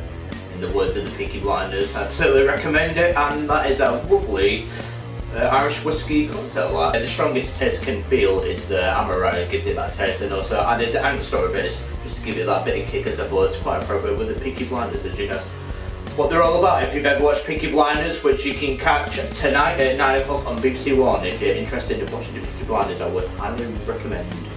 Well, that is the Peaky Blinders drink. I hope you enjoyed the video, guys.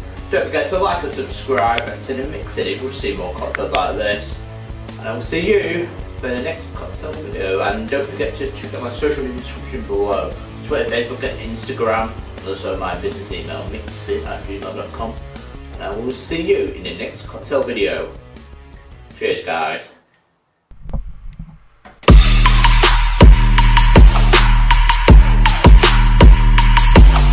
So thank you very much to Mixid for providing today's halftime entertainment for this live watch along. You want to go and check out Mixid's channel, then just go to my description. You'll find his channel link and you can go and subscribe to his channel. He's aiming for 1,000 subscribers. He's less than, I think, 170 subs away from that, so any help towards that will be much appreciated. Let's get him to 1,000 subscribers, providing the Peaky Blinders drink for everybody to enjoy. Now, just having a little scout around the reactions to this match, and obviously all the talking points are all surrounding Sergio Aguero and that chipped penalty, and it's just so bad, so bad from Sergio Aguero. And the thing is, you come to expect a lot better from Aguero. If someone of high quality like Sergio Aguero just needs to be putting his foot through that and aiming for one of the corners, in my opinion. Just hammer it, yeah. Yeah. Just needs to be aiming for one of the corners. Plenty of power, low down, low and hard. Low in the corner, and when there's a big keeper in the net, low in the corner. Low in the corner and put it in. I'm hoping. He'll know. Aguero knows. Yeah. I'm going to back Sergio Aguero. Aguero's down. Yeah. He'll know that. He'll want to rectify that in the second half. Let's hope he can get a goal. That'd be brilliant. And show everybody what he's capable of. Pep, I'm surprised he let him come out, if I'm honest. Pep would be furious about something like that happening, if I'm completely honest. As we do pass 100 likes now, so thank you everyone for that. That is much appreciated. 100 likes. Sensational once more on a JSGC live watch along. So thank you everyone for that. That is much appreciated. We're out for the second half. We're ready for kickoff. City attacking from right to left. Chelsea attacking from left to right. Hopefully we're not going to dwell too badly upon the mistakes from that first half, and hopefully we can be in for a better second half, is what I'm hoping for here, as we do have kick-off here, and Manchester City can get us back underway with a header won by Antonio Rudiger, as Kurt Zouma has joined him as a centre-back partner along with Azpilicueta, with the injured Christiansen going off.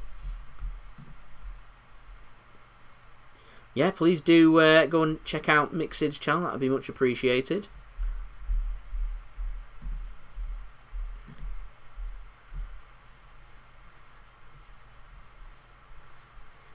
As the ball comes forward towards Raheem Sterling, he's going to win that into the penalty area. He's looking for a corner. He doesn't get a corner, and the keeper slides in and makes the interception. Although I'm not sure what he's doing there. He gets a clearance eventually. It's intercepted by Nathan Ake. Mendy exchanges a pass, and Ake looks to try and get across him, but it's blocked well by Reece James. Here is Kante playing the ball forward. It's not a good pass by Kante. Jesus. Chelsea look a bit all over the shop at the moment. City look sharper and look better. Why can't we do this in the FA Cup semi-final? Could have been on for a quadruple. Could have been the best time to have done it.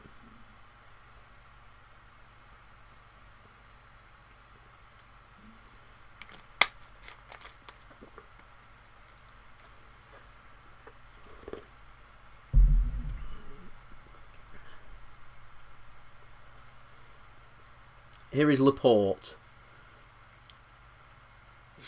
Couldn't find the pass to Cancelo, he can't control it, and Man City have sent a couple of players to go and warm up. Thank you very much, Mixid. 100 likes is what we've surpassed now.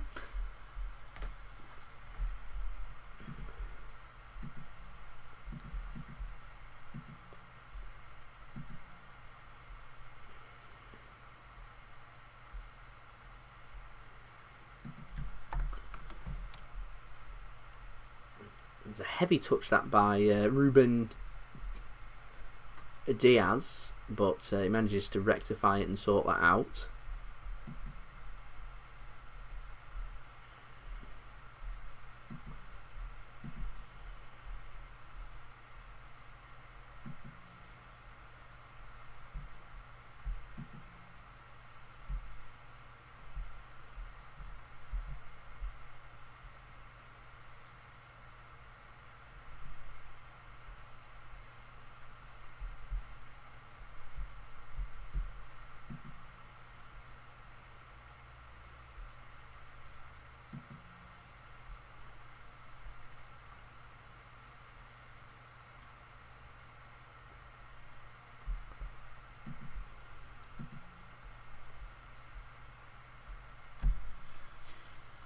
No, I'm not drinking orange juice.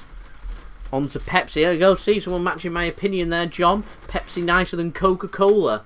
I was a big fan of Coca-Cola, but Pepsi's grown on me recently. Get some ice with Pepsi, and I think it's a winner.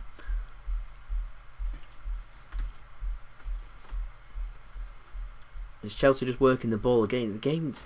Even though that little exciting period happened just before half-time, there's no doubt this game's been incredibly boring. Yeah. This hasn't been a good game at all. Here is Nathan Ake for Manchester City. To Edison. City just taking their time. It's Chelsea that need to find the goal. City know that. Chelsea look to try and force the issue on Raheem Sterling and make an interception. Here is N'Golo Kante, who's dictated play against Real Madrid the other night. It's not had the same impact so far in this game against this rotated squad of Manchester City's. I mean, it surprised me that Pep Guardiola didn't do something like that. Take off Aguero for doing a silly penalty. You know, just to say no. Yeah, he's just... Mancini liked to do things like that. Chelsea have made 4 changes from the Champions League match, so they've gone with a strong team for this game. Again, the linesman's pretty poor. He's clearly offside. There's a yard offside there, Timo Werner. Is he given offside? I don't know if he's given off. I'm not sure if he's given a goal kick or offside, but still.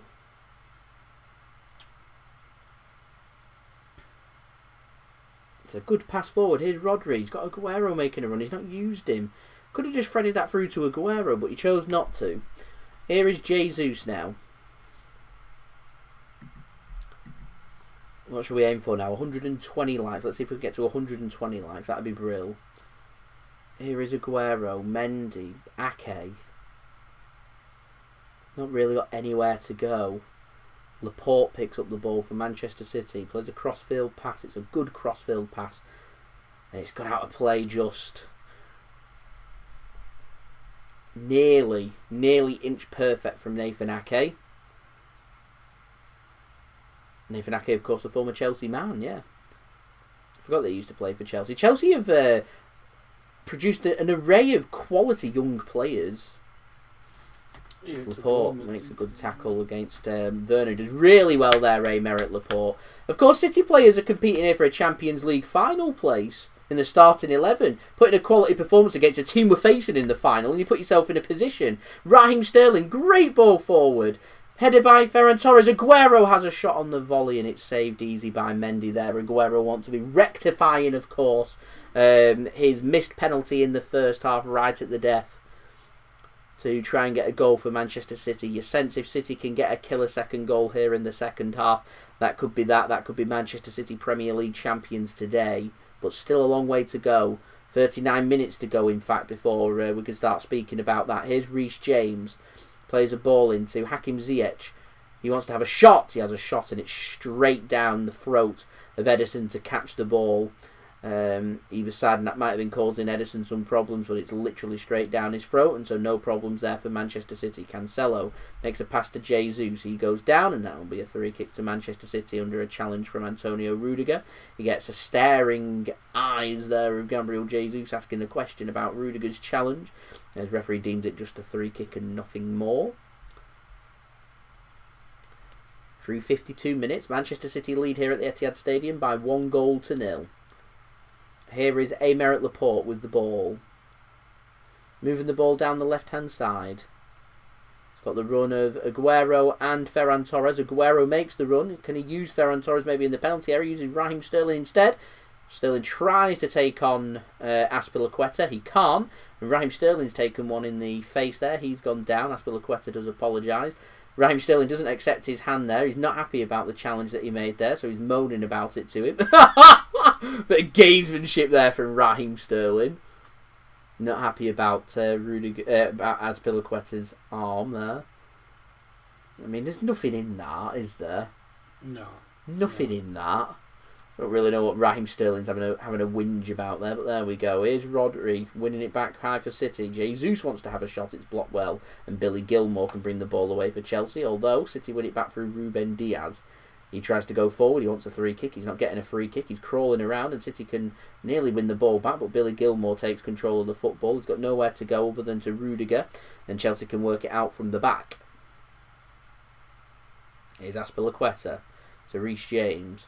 He wants to take on Benjamin Mendy. He does so well. He's quick, Reece James, isn't he? Yeah. Nathan Ake's just as quick, though, getting back to help Manchester City. Reece James still in control of the ball in the penalty area. He's got Mendy and Ake for company. He uses Pulisic, who I didn't even realise was playing until then. Had a really quiet game, Pulisic. I've heard Werner a few times getting into offside positions. Hakim Ziyech has had a couple of shots, but not had the best of games. I didn't even know Pulisic was playing. Had a really quiet game after having a really good game against Madrid. Maybe feeling the wear and tear of that game, perhaps. I feel like Chelsea could do with someone like Olivier Giroud to try and bully City's defence and have someone to give the ball to. Yeah. Up top. Maybe even tempted to go with an attacking two, Werner alongside Giroud. And get an extra man on in the middle, because City are pressing and pressing really well. Here's Raheem Sterling now. Takes a touch too many and it's intercepted and surrounded out. City looking to press and try and win the ball back high up. Rodri can't manage to win the ball back for City, and City force Chelsea backwards. Here is Kurt Zuma now to Azpilicueta. The League final is going to be either like the Liverpool Spurs one. Yeah. You know, or it's going to be like one of them mad finals where it's like 3-3 at half time. Both teams, as soon as it just go for it. Need to know. To be honest, to make it an entertaining game, He's it needs offside, to make it an entertaining game. It needs a goal for Man City first, I think. Yeah. Timo Werner there. He's timing his runs poorly. He was well offside then. Pulisic couldn't use him. No, he couldn't. But he carried on running. Yeah. Poor. City just at a walking pace. We're 35 minutes, everyone, away from the Premier League trophy. We don't lift it today, but we are 35 minutes away from knowing that we will lift it. It will be lifted against Everton in the final game of the season, where there will be fans. There's 8,000, I think there's going to be. Nowhere fans? No. I think the problem you got with the Champions League final, Istanbul said they were going to let 25,000 fans in. Over here, the limit's 8,000. So that means there'll only be 8,000 in, which will all go to UEFA's corporate people. So there'll be no fans in anyway. 25, you're not allowed to travel, so no. There won't be any. It'll be 25,000 corporate fans. Why can't they have it in Lisbon? Again. Did last year, didn't it? Yeah. Was there any fans in there? No, it was empty. No, I think it was empty, but they could host it. They wanted somewhere that could host it. Lisbon. Yeah, why like can't Lisbon travel for players and have they got fans in Portugal? That's something we need to find out. To be fair. Surely with the COVID cases and everything, they've got football fans in. I don't know. No one's really spoke about that. I just thought about it there. Yeah. We can travel to Lisbon. Fancy a trip to Lisbon? Yeah. 29th? Yeah. So, That'd be nice, wouldn't it? Here is Laporte for City. City just patient. Why not Villa Park? It can be at Villa Park. I'm just saying there's an 8,000 capacity limit here in the UK at the moment. Or in England anyway. Which means you're only going to be allowed 8,000 fans in. Which means 8,000 literally will go to all of UEFA's corporate. So there'll be no Chelsea or City fans in the stadium, would there?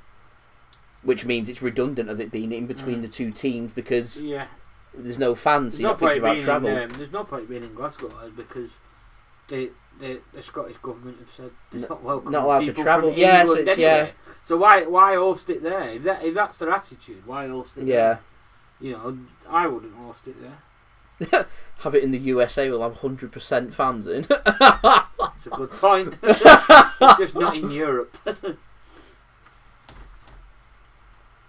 Here is Pulisic. We're not allowed to travel to the US. No. People were mentioning before about foreign fans, and they have a point about foreign fans, saying fans from England can't go, but other foreign fans can. But the way they prioritise the tickets will go to season ticket holders, and 99.9% of season ticket holders are England-based or UK-based fans. Yeah. So it becomes very difficult. Because there'll be a lot of people that have shown, like, had season tickets for 50 years at Man City that can't have a ticket for a Champions League final. Our first Champions League final, someone that might never have been to the watch Man City might be. Do you know what I mean? Never watched Man City before. That's from somewhere else that can have a ticket. So it becomes difficult. Which is why I think UEFA are just going to stick to Istanbul. And they'll just say, if fans can come from the UK, great. If they can't, tough. Yeah, I think they're going to say that. Yeah. And they'll just give the fans to corporate or Turkish locals. That's what I think will happen. I think it has to be fair. I think if they're going to do something like that, I think they have to tell Chelsea and Man City that your fans aren't going to be allowed to attend. Because it isn't fair.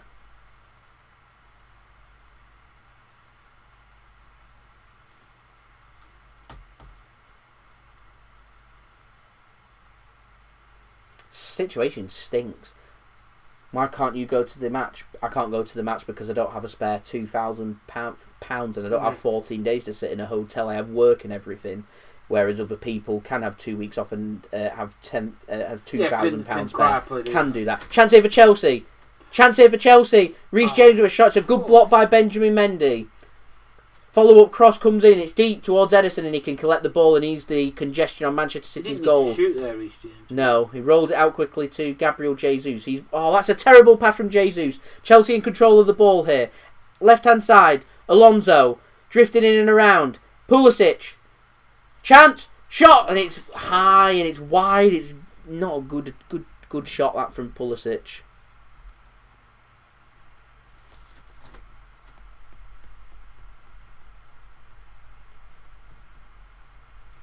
A baseball game with 52,000. Nice.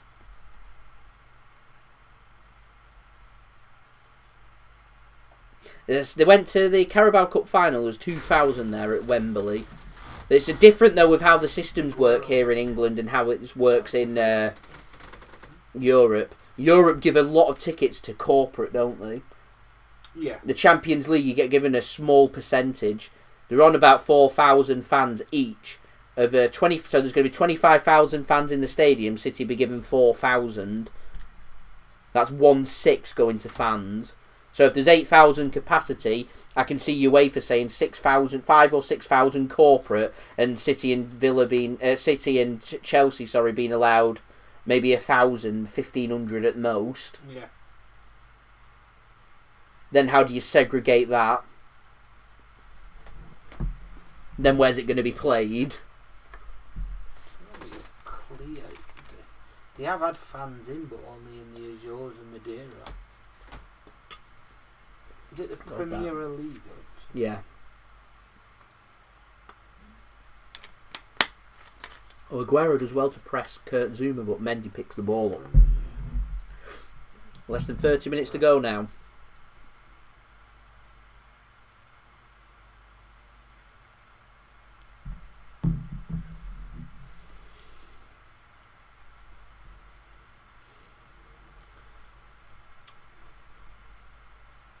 I'm not too sure what Chelsea's game plan is here.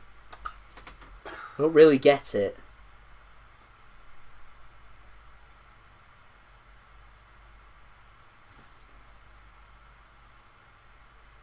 You see, the situation we have if City win is, will City go with this formation against Chelsea in the final? No. After a system that's worked so well, getting through Dortmund and PSG, do you go with a system that's worked in the Premier League if we win this game, or do you go with what's worked in Europe before? Pep, yeah, Pep likes to overthink things. Rodri there was unhappy, felt like he'd been dispossessed unfairly. He has to get over it though, because Chelsea are coming away with the attack here. Here is Azpilicueta trying to square it across, and Ziyech! Goal! Goal for Chelsea. That all came about from that Rodri mistake. I've been speaking about just that, about Chelsea, how they're going to find the goal. Rodri will be unhappy about that. He felt like he was fouled in the build-up. Referee said no. I think the goal will stand, and it's going to be 1-1 here. There you go, penalty miss. This is what happens when you chance to kill the game off. Chelsea have now got something to defend. All came about from City. This all came about from City, not moving, and Rodri being dispossessed. Yeah, no movement, and then like you say, I think Ake's got to take him out there. Good ball, pull back in from. It's a good finish. Azpilicueta, and it's a good finish from Ziyech as well. Yeah. I think it's all. I'm not going to put the score thing on in case VAR decides to have a look at that Rodri situation. I don't think they're going to say it's clear cut. Though, do you? No, I don't think VAR is going to say it's. I think Edison would be disappointed he gets an arm onto that. Yeah, powerful shot. It's 1-1 here. It's a good shot, that really good shot. Yeah, it took it Edison haven't got enough to put it round the post. 1-1. I think it's going to count. He's given. As Aguero looks to try and chase, I'll just change the score now. It's disappointing that from Man City, really disappointing. It stems back to what you said, you know, that yeah. A game like this, Aguero, you can't be doing that. Just bury it.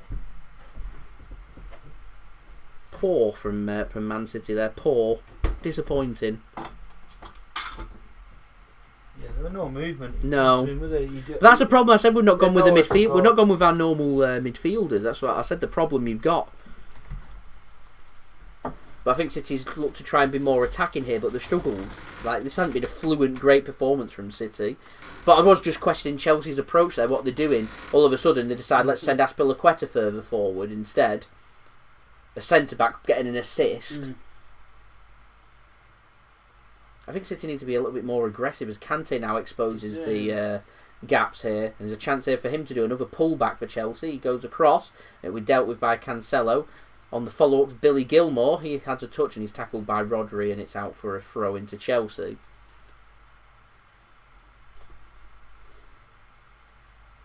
We're now 3 subscribers away from 16,900 subs. So any help towards that would be much appreciated, ladies and gentlemen. Do leave a thumbs up as well if you are enjoying this live watch along. And don't forget to go and check out today's video sponsor, which is OneFootball. Link is at the top of my description. And it's also, I'm just going to put it in the live chat for you guys as well.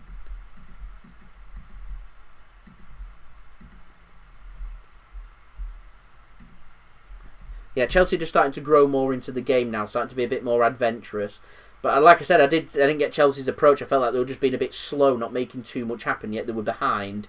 One pass forward and one dispossession, and there you go. Rest is history, and there's a goal. City now just starting to look a bit more frustrated. Again, I'm going to refer back. I'm just going to keep referring back to that penalty. It could be a massive penalty miss for City.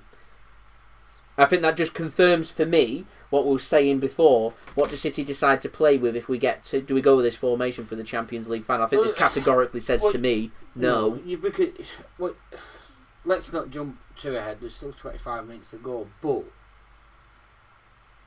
been undone twice by Chelsea in the last few weeks. If it, you know what I mean? Yeah. So, to me, I don't know. Thomas Tuchel isn't an idiot, is he? No. He'll know the game, and the thing is with the Champions League, you know, semi-finals are alright. You've got 2 legs to go at it. It's a one-off game, like the FA Cup semi-final. You need to be on top from the off. You need to be, yeah. You need to be putting yourself in that position. You've got, you know, you Yeah, this isn't. There's another 90 minutes coming. No, you can't. And see, like now, here we go. Foden and Gundogan are coming on now. He's put himself in the position where he's got to start using these players. He didn't really want to use. He didn't want to use it. He didn't want to put Foden on or Gundogan on. No, last thing you want is injuries to these key first team players. Exactly, because you know. I mean, De Bruyne is not even in the squad today. I get it with De Bruyne because he's had an injury of late and he is injury prone. That ankle of his is probably not the greatest. And the last thing we need is... yeah, so I get it. I get it with De Bruyne. I think if De Bruyne is going to be starting a game, it'd be that Brighton away game coming up. They're not a very physical, aggressive team. No, and that's only for match fitness for the Champions League final. Yeah. That is all that's for. I'd be tempted against Everton maybe to bring him on for 20 minutes at the end. Yeah, just keep something in his legs, you know, like you say, you know, maybe Brighton maybe 65 minutes, Everton 20 minutes, you know, just keep him there. Yeah. Jorginho's coming on for Chelsea. Like I said, Chelsea they kind of do with a win. As Kante, he played a lot. He played the full 90 minutes against Real Madrid. Comes off. Yeah, you've got to remember they're not only playing for. This is not their Champions League final game. They've got the Champions League to qualify for. Got an FA Cup to go at as well. And an FA Cup to go at as well. You know. I'm wondering who's going to come off. I can sense maybe an Aguero and Ferran Torres or something here. Corner comes in. It's not a bad corner at all. It's won by a City head, but Chelsea will bring it clear. I think Raheem Sterling needed to make a challenge there. He's just ran away. He ran away from him, hadn't he? Needed to commit there. Now there's a player, Pulisic, is free on the... That's a great tackle from Cancelo. Pulisic was clear on the touchline. Don't put it out. Don't put it out. Don't put it out. Oh, come off it. Why? I want to put it out. Surely he's not that injured. He has to bite his own teeth. For a tooth. Fingers, sorry. What's up with him? Nothing. Nothing. There's a good tackle. Absolutely nothing. I'd book him. Wouldn't you? I'd book him. I can't express how I feel about all this kind of... I would have booked Timo Werner for that then. Just play acting to stop the play. It's cheating. There's nothing, absolutely nothing wrong with him. Never hit him in the mouth. It's blatant cheating.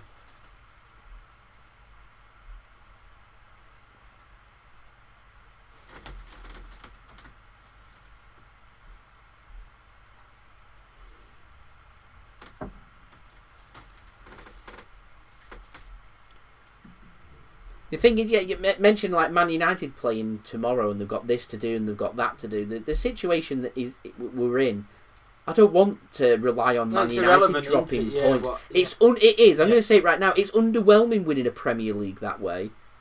Yeah, you don't want to be. I want it to end on our terms. Yeah. You don't want to be sat at home on a Sunday tea time and go, we've won the league because United have lost. Yeah. You know what I mean? Whereas today, so Ferran Torres does come off for Ilkay Gundogan. And Phil Foden's coming on for Sergio Aguero. So I predicted them too. There we go. Got that. I'm in the mind of Pep. In his mind. I know how he works. To be fair, it's logical. Makes sense. I think Ferran Torres has not been that involved that much. We're missing a midfielder. And I think Jesus is going to go up top, which means we need a winger, which is why Foden's coming on. Hopefully it might add a bit of movement to City. Different dimension. Chance here, Gundogan into the area. Give Chelsea a little bit of a taster of what might be to come in the Champions League final, because I imagine Foden and Gundogan will be playing in that and starting that game.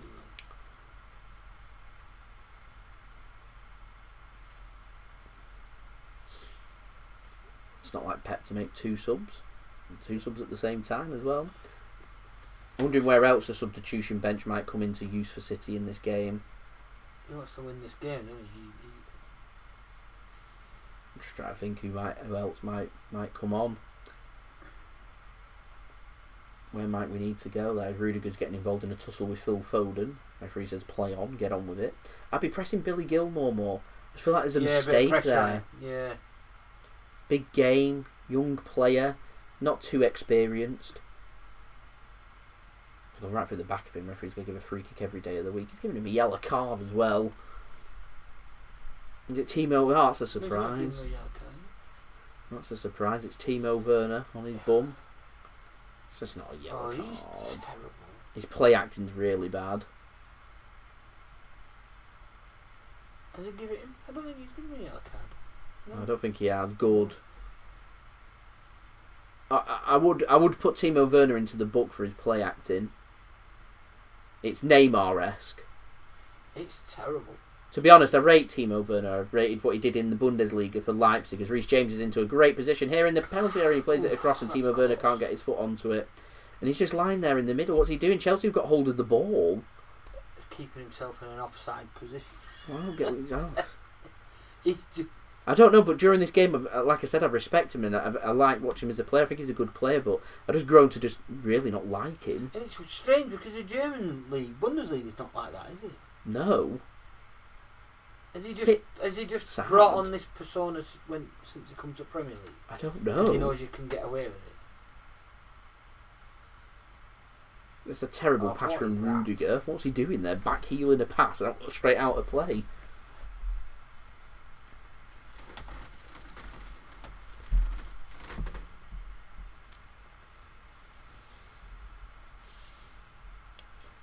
It's actually a good bit of defending from Ruben Diaz on Timo Werner there to ensure that he slides in late.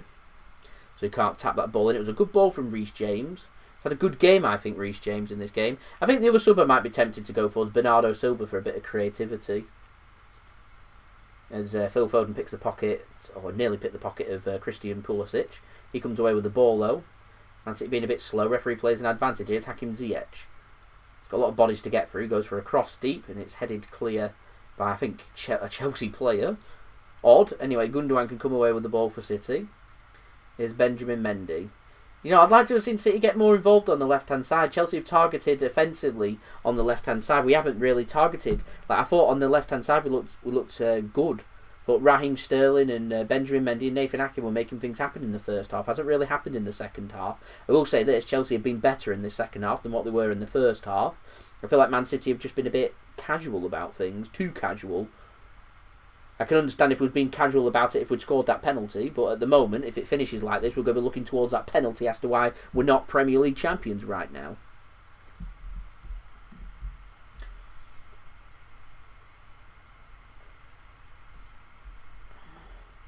I wouldn't be surprised if we don't see Aguero start another game now until that Everton game, last game of the season. Wouldn't surprise me. Still 3 subscribers to go, ladies and gentlemen. 9 subscribers away from 120. Casual, just like the penalty, yeah. Yeah, it's almost like Man City know that United at some point will drop points or will pick up a win or do something here or there that, you know what I mean, you just want it to be done now. We have a massive Champions League game coming up at the end of the month. You want things sorted now so you can start preparing for that. Not just in the end we get across the line.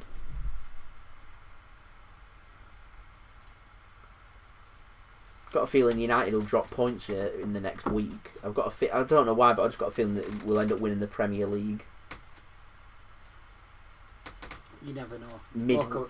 We spoke about this on 40 minutes of the first half. And then it'd be 45, it could have been 2-0. Yeah.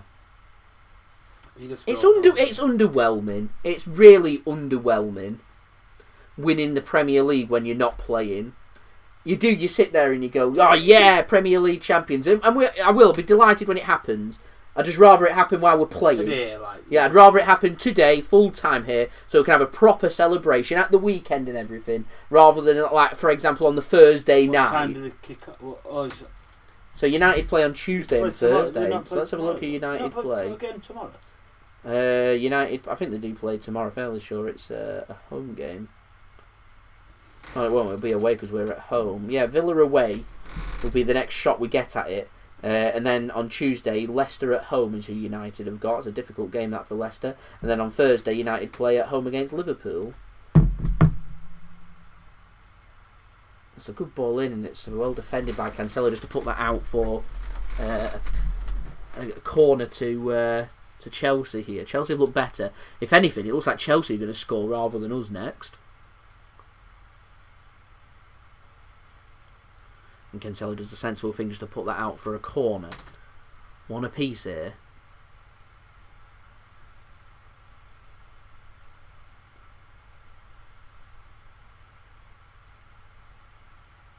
Corner comes in.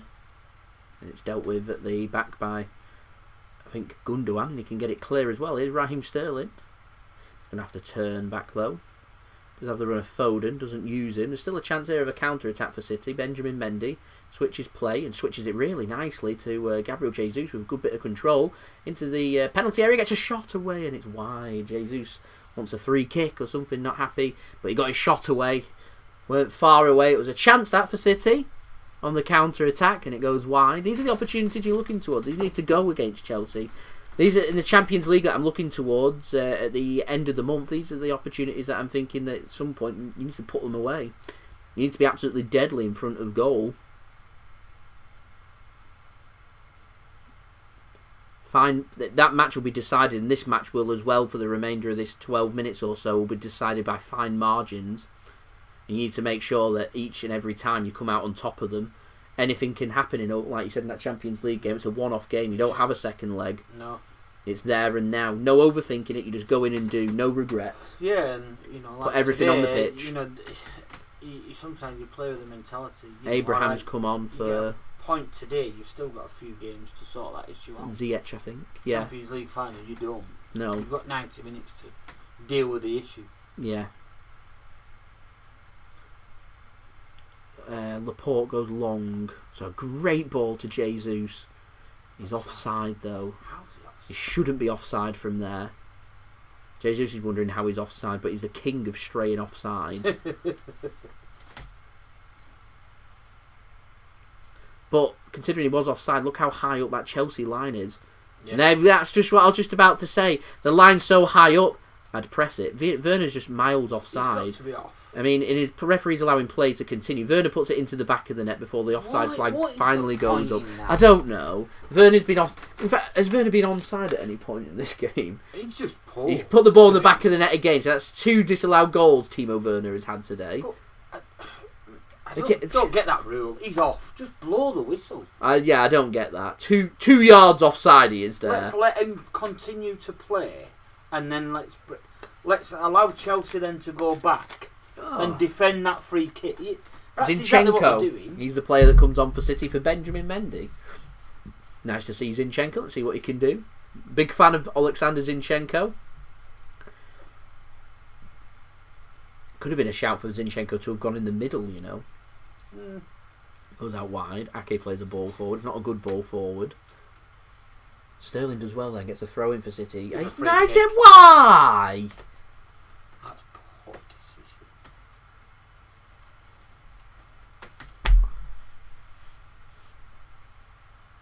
I'll shake my head. I didn't think that was a free kick. I thought it was a poor bit of defending. That you allowed Raheem Sterling to get around you and get an interception. It's probably the worst game to have this in it. For a decider like this. Yeah. I don't get it. Anyway, chance here for Chelsea coming forward on the counter-attack. City look very exposed at the back. Rodri needed to take a yellow card there. Reece James gets across and it's 2-1. 2-1 Chelsea. Offside flag's gone up, I think, again. It's a third disallowed goal for Chelsea. The warning signs are all there for us.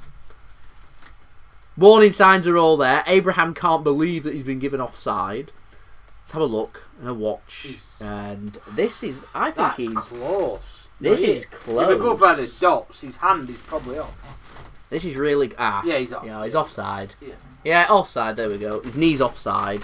Why are the lines coming out? It's obvious. You can see his knees offside. Offside, fine margins. We're looking about that much offside. Good decision that from the linesman. Harry Kane had his goal disallowed today for his bootlaces.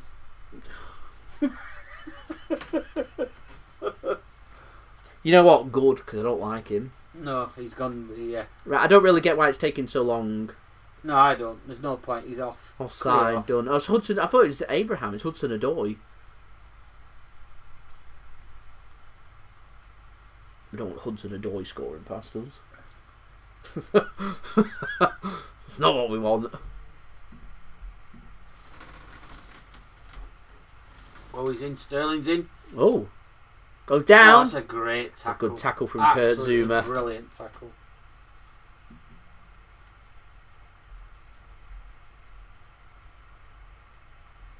Zinchenko's had a great season for City so far. It's a great ball forward, that. Sterling needs to do better there. It's a great challenge, though, from Zuma. Great challenge.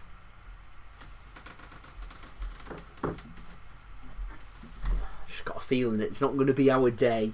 I'll be honest with you. When I woke up this morning, I didn't have that feeling where I feel like today's going to be the day. Now, last week when Man United were meant to be playing Liverpool, I woke up with a feeling that I felt like Liverpool were going to beat them. I woke up with that feeling that today. I've not woke up with a feeling that today's going to be the day. I didn't. I just had the feeling it's not there.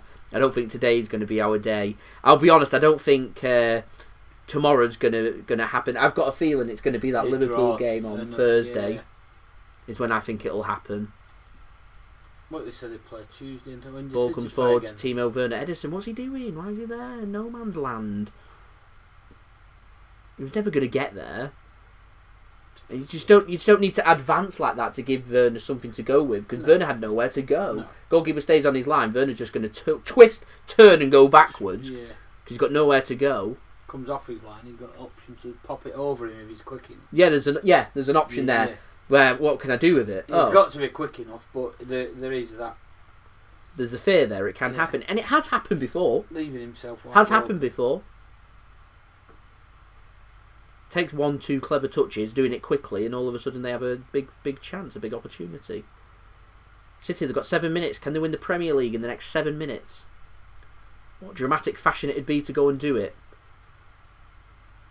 At the moment, I think Chelsea would be happy with a point. There's 3 points there if they want it. There's 3 points for City if we want it.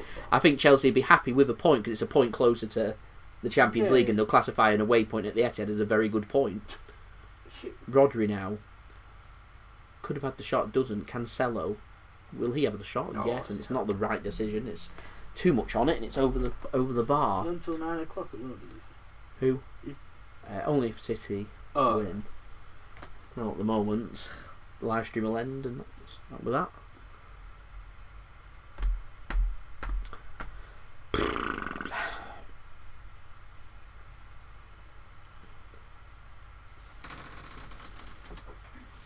I know it's just impatient, but it is a bit frustrating that we could have won it last Sunday. Match gets postponed. Win it today. Yeah. Drop points. Do you know what I mean? There's a chance then tomorrow. I mean, I'm not going to keep doing watch-alongs of Man United games. I've decided I'm not doing any watch-alongs of their games. No. Decided it's not happening.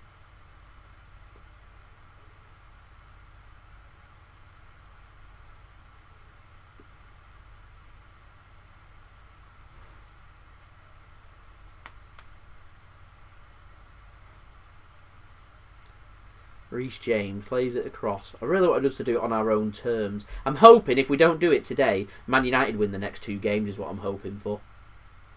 I want to do it on our own terms. Yeah. Although there's a chance here. Just too much on it to take it away from Gundogan. Puts a ball to the near post and Foden gets a good touch on it.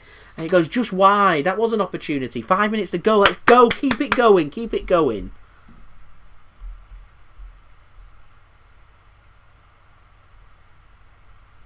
Aguero, man of the match, he's made the difference in this game. To ensure that we don't win the game. What's Aguero doing though? Aguero must be pretty devastated about. He will be because he knows he could have won it. His final season. Yeah. His goal would have been the first Premier League title, and I'm not saying the last, but his last season, his goal would then again be. Yeah. He will be frustrated with himself. Right, ladies and gentlemen, we're still 3 subscribers away, 3 away from 18. I wish from 16,900 subscribers. So any help towards that would be much appreciated. Don't forget to leave a thumbs up as well if you are enjoying the video. 7 likes away from 120 likes. So any help towards that would be much appreciated. And do go and check out today's video sponsor, OneFootball. You can find their link at the top of my description and on the live chat as well. If you want to go and download the OneFootball app. It's a free app to download and the best footballing app out there. Less than 4 minutes to go. Okay, takes a really bad touch. Does well to make a tackle. Reece James, you're right. Reece James had a great game. He has played well. He had a really good game. Reece James has put himself in contention to potentially start. Like, this is what's on the line. Put himself in contention to possibly start in the Champions League final due to his pace. and how well he's done. If I'm Chelsea, I'd be saying I want Reece James to start. It's a good header by Nathan Ake. I think Nathan Ake's put himself in good. Yeah, I think he's had a good game. He's put himself in contention to. I don't think he'll start, but he'll get on the bench and he might even get some minutes, particularly later on if City have got anything to defend. No, he could well He could well feature in that final. Sterling's not done himself any harm. Sterling, chance, goes down. That's a penalty. Referee says no. Yeah. He's at the back. He's gone right through the back of him. Raheem Sterling's furious about it. Referee says no, he's not going to give us a second penalty. He's nowhere near the ball. And just bundled into the back of him. Let's have a closer watch. Is there any shirt pulling? Yeah, I think Raheem Sterling's playing for it, if I'm honest. It's clumsy from Zuma. I don't think there's... He's nowhere near the ball, though. He's not going for the ball. It's clumsy from Zuma. I think that's a penalty. He's not even going... I think it's one of them that I don't think VAR's going to have a look and overturn it. I think if the referee gave a penalty, I think he'd have upheld it as well. I think it's just one of them. Raheem Sterling's one of them players, though. He goes down, he comes with a reputation, like Neymar. He's less likely to get a decision. Yeah. Edison, get back on your line. And he nearly gets chipped. This is what we were just speaking about 5 minutes ago. Marcus Alonso there nearly lobs Edison. Pep Guardiola's absolutely furious about that penalty not being given. Is it that, or is it something in the build-up? I think it's something.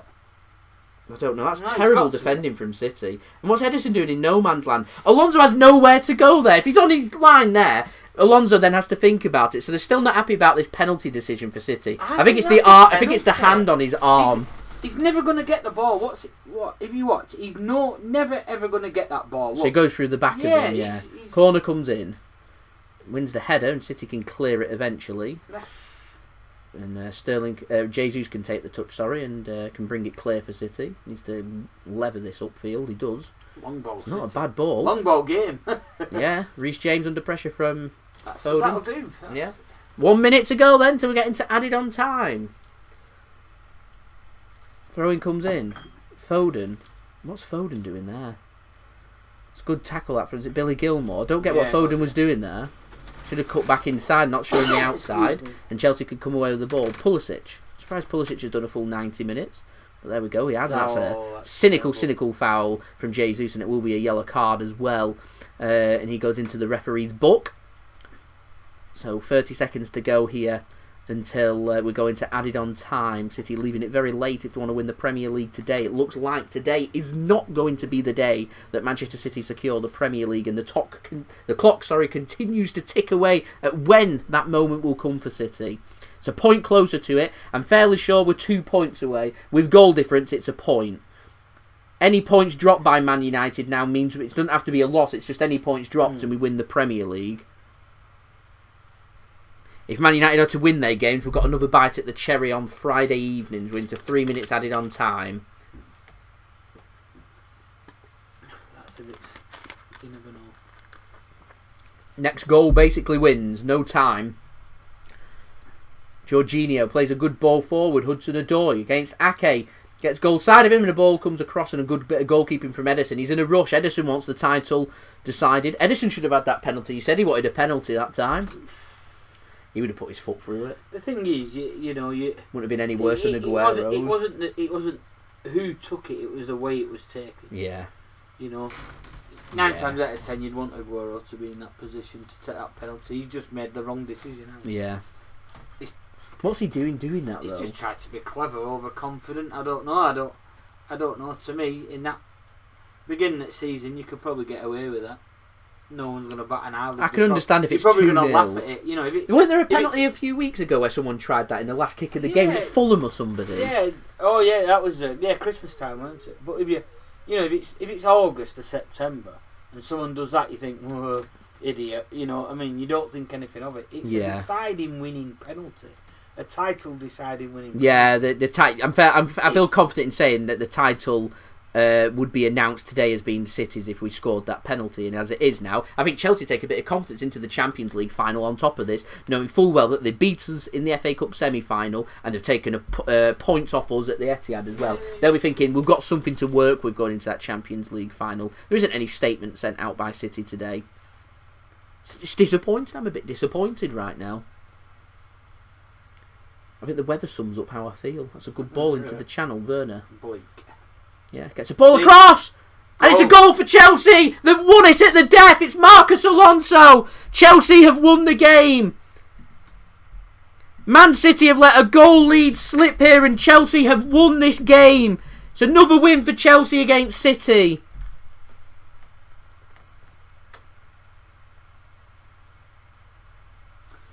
These are the last team you want as a bogey team.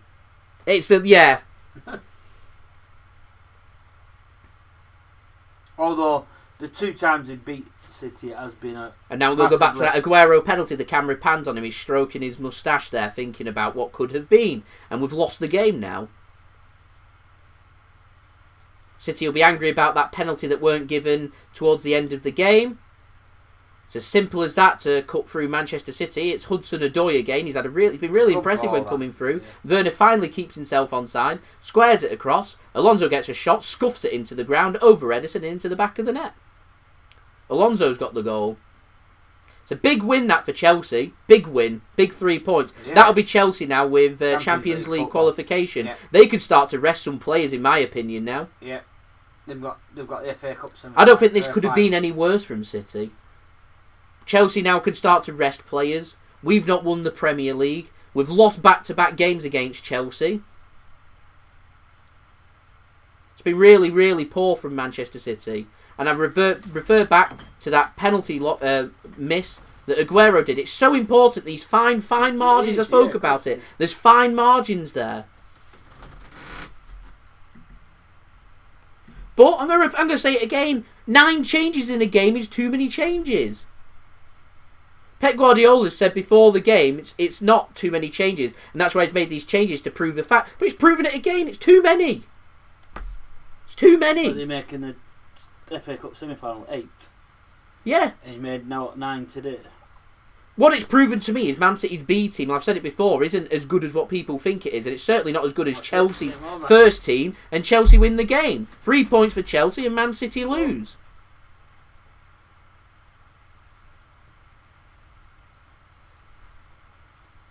Really disappointing that from Manchester City. Really disappointing.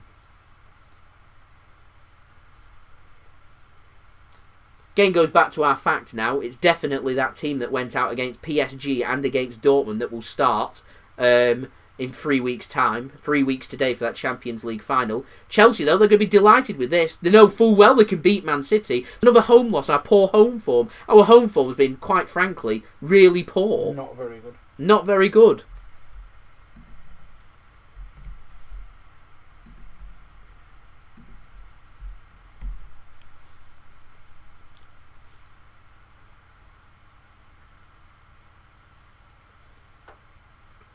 Really disappointing that by Manchester City. Really disappointing.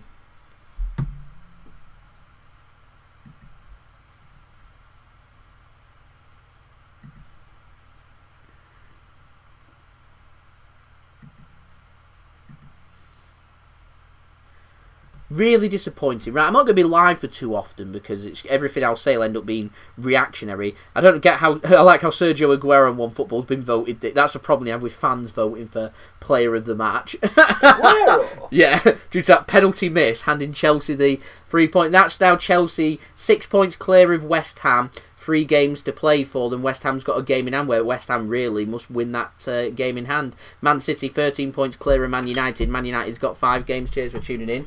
5 games to play. Man City still need 3 more points to win the Premier League. They need to... But what it means now, I was saying before, Man United now need to win every game. They don't. It means now in the next game, if Man United drop some points, unless they lose, Man City still won't be Premier League champions. It's really disappointing. Typical Manchester City. Really disappointing. Plenty for us to be thinking about. A bit overconfident, a bit arrogant, and I'm not a fan of it. Not a fan of it. Right, I'm going to go through the stats for this game, then I'm going to end the live stream there. Like I said, everything will end up being reactionary, and I don't want it to be reactionary. So 49% possession for City, 51% for Chelsea. Chelsea much better, kudos to them in the second half. Chelsea more aggressive with their duels, winning 52% compared with 48%.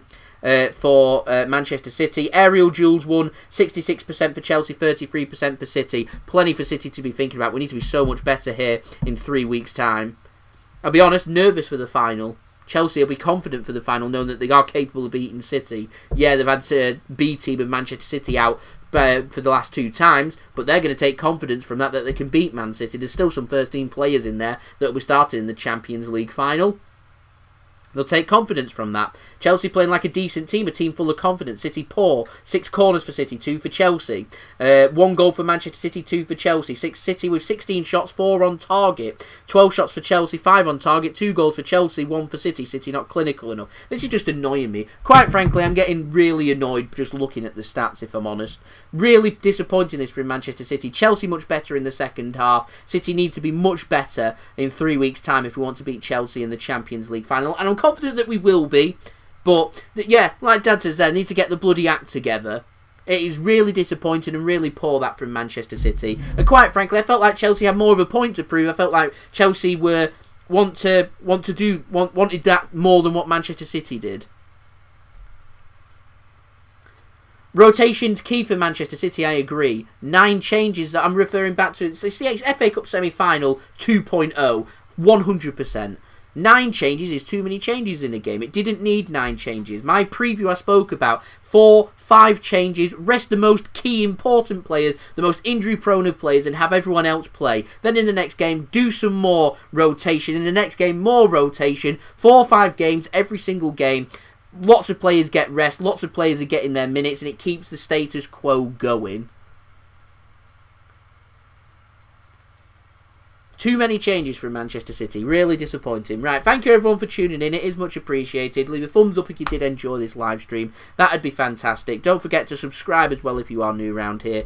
Let's see how many subscribers we are away from 16,900 subscribers. I was hoping to hit that in this live stream. We're 2 away, where we should hit that tonight, hopefully. Fingers crossed. So any help towards that would be much appreciated. Don't forget, social media links in the description below and sliding across at the bottom of the screen if you want to go and follow me on my Twitter and Instagram. Email also in the description below too if you want to hit me up for any sponsorships or any videos or any general business inquiries.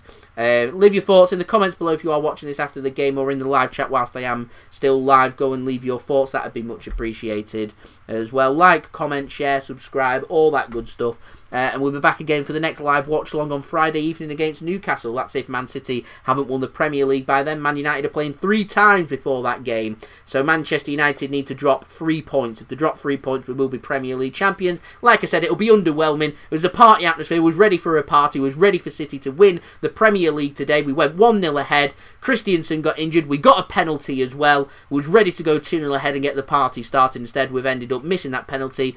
Chelsea much better in the second half. Confidence from missing that penalty maybe. And boom, we lose the game. And now Chelsea taking confidence in 3 weeks' time. And it also spoils the party here. Fantastic. What a great evening that has been. Right, thank you everyone for watching. I'm annoyed. I'm going away, okay. I'm going to be back again tomorrow for the video with my match analysis. I'll be more composed for them. Right now, just really annoyed with what's just happened in front of my eyes. So I'll see you all again very soon. Thanks everyone for tuning in. I've been JSGC. See you all on Friday evening. Hopefully by then we'll be competing and we might even be Premier League champions by then. If not, hopefully we can be Premier League champions. It'd have been nice to have done it at the Etihad. Looks like we might have to do it in Newcastle instead if results don't go our way in the meantime. Great. I'll see you soon. I've been JSGC. Thank you everyone for watching. Hope everyone is safe and well too. Peace.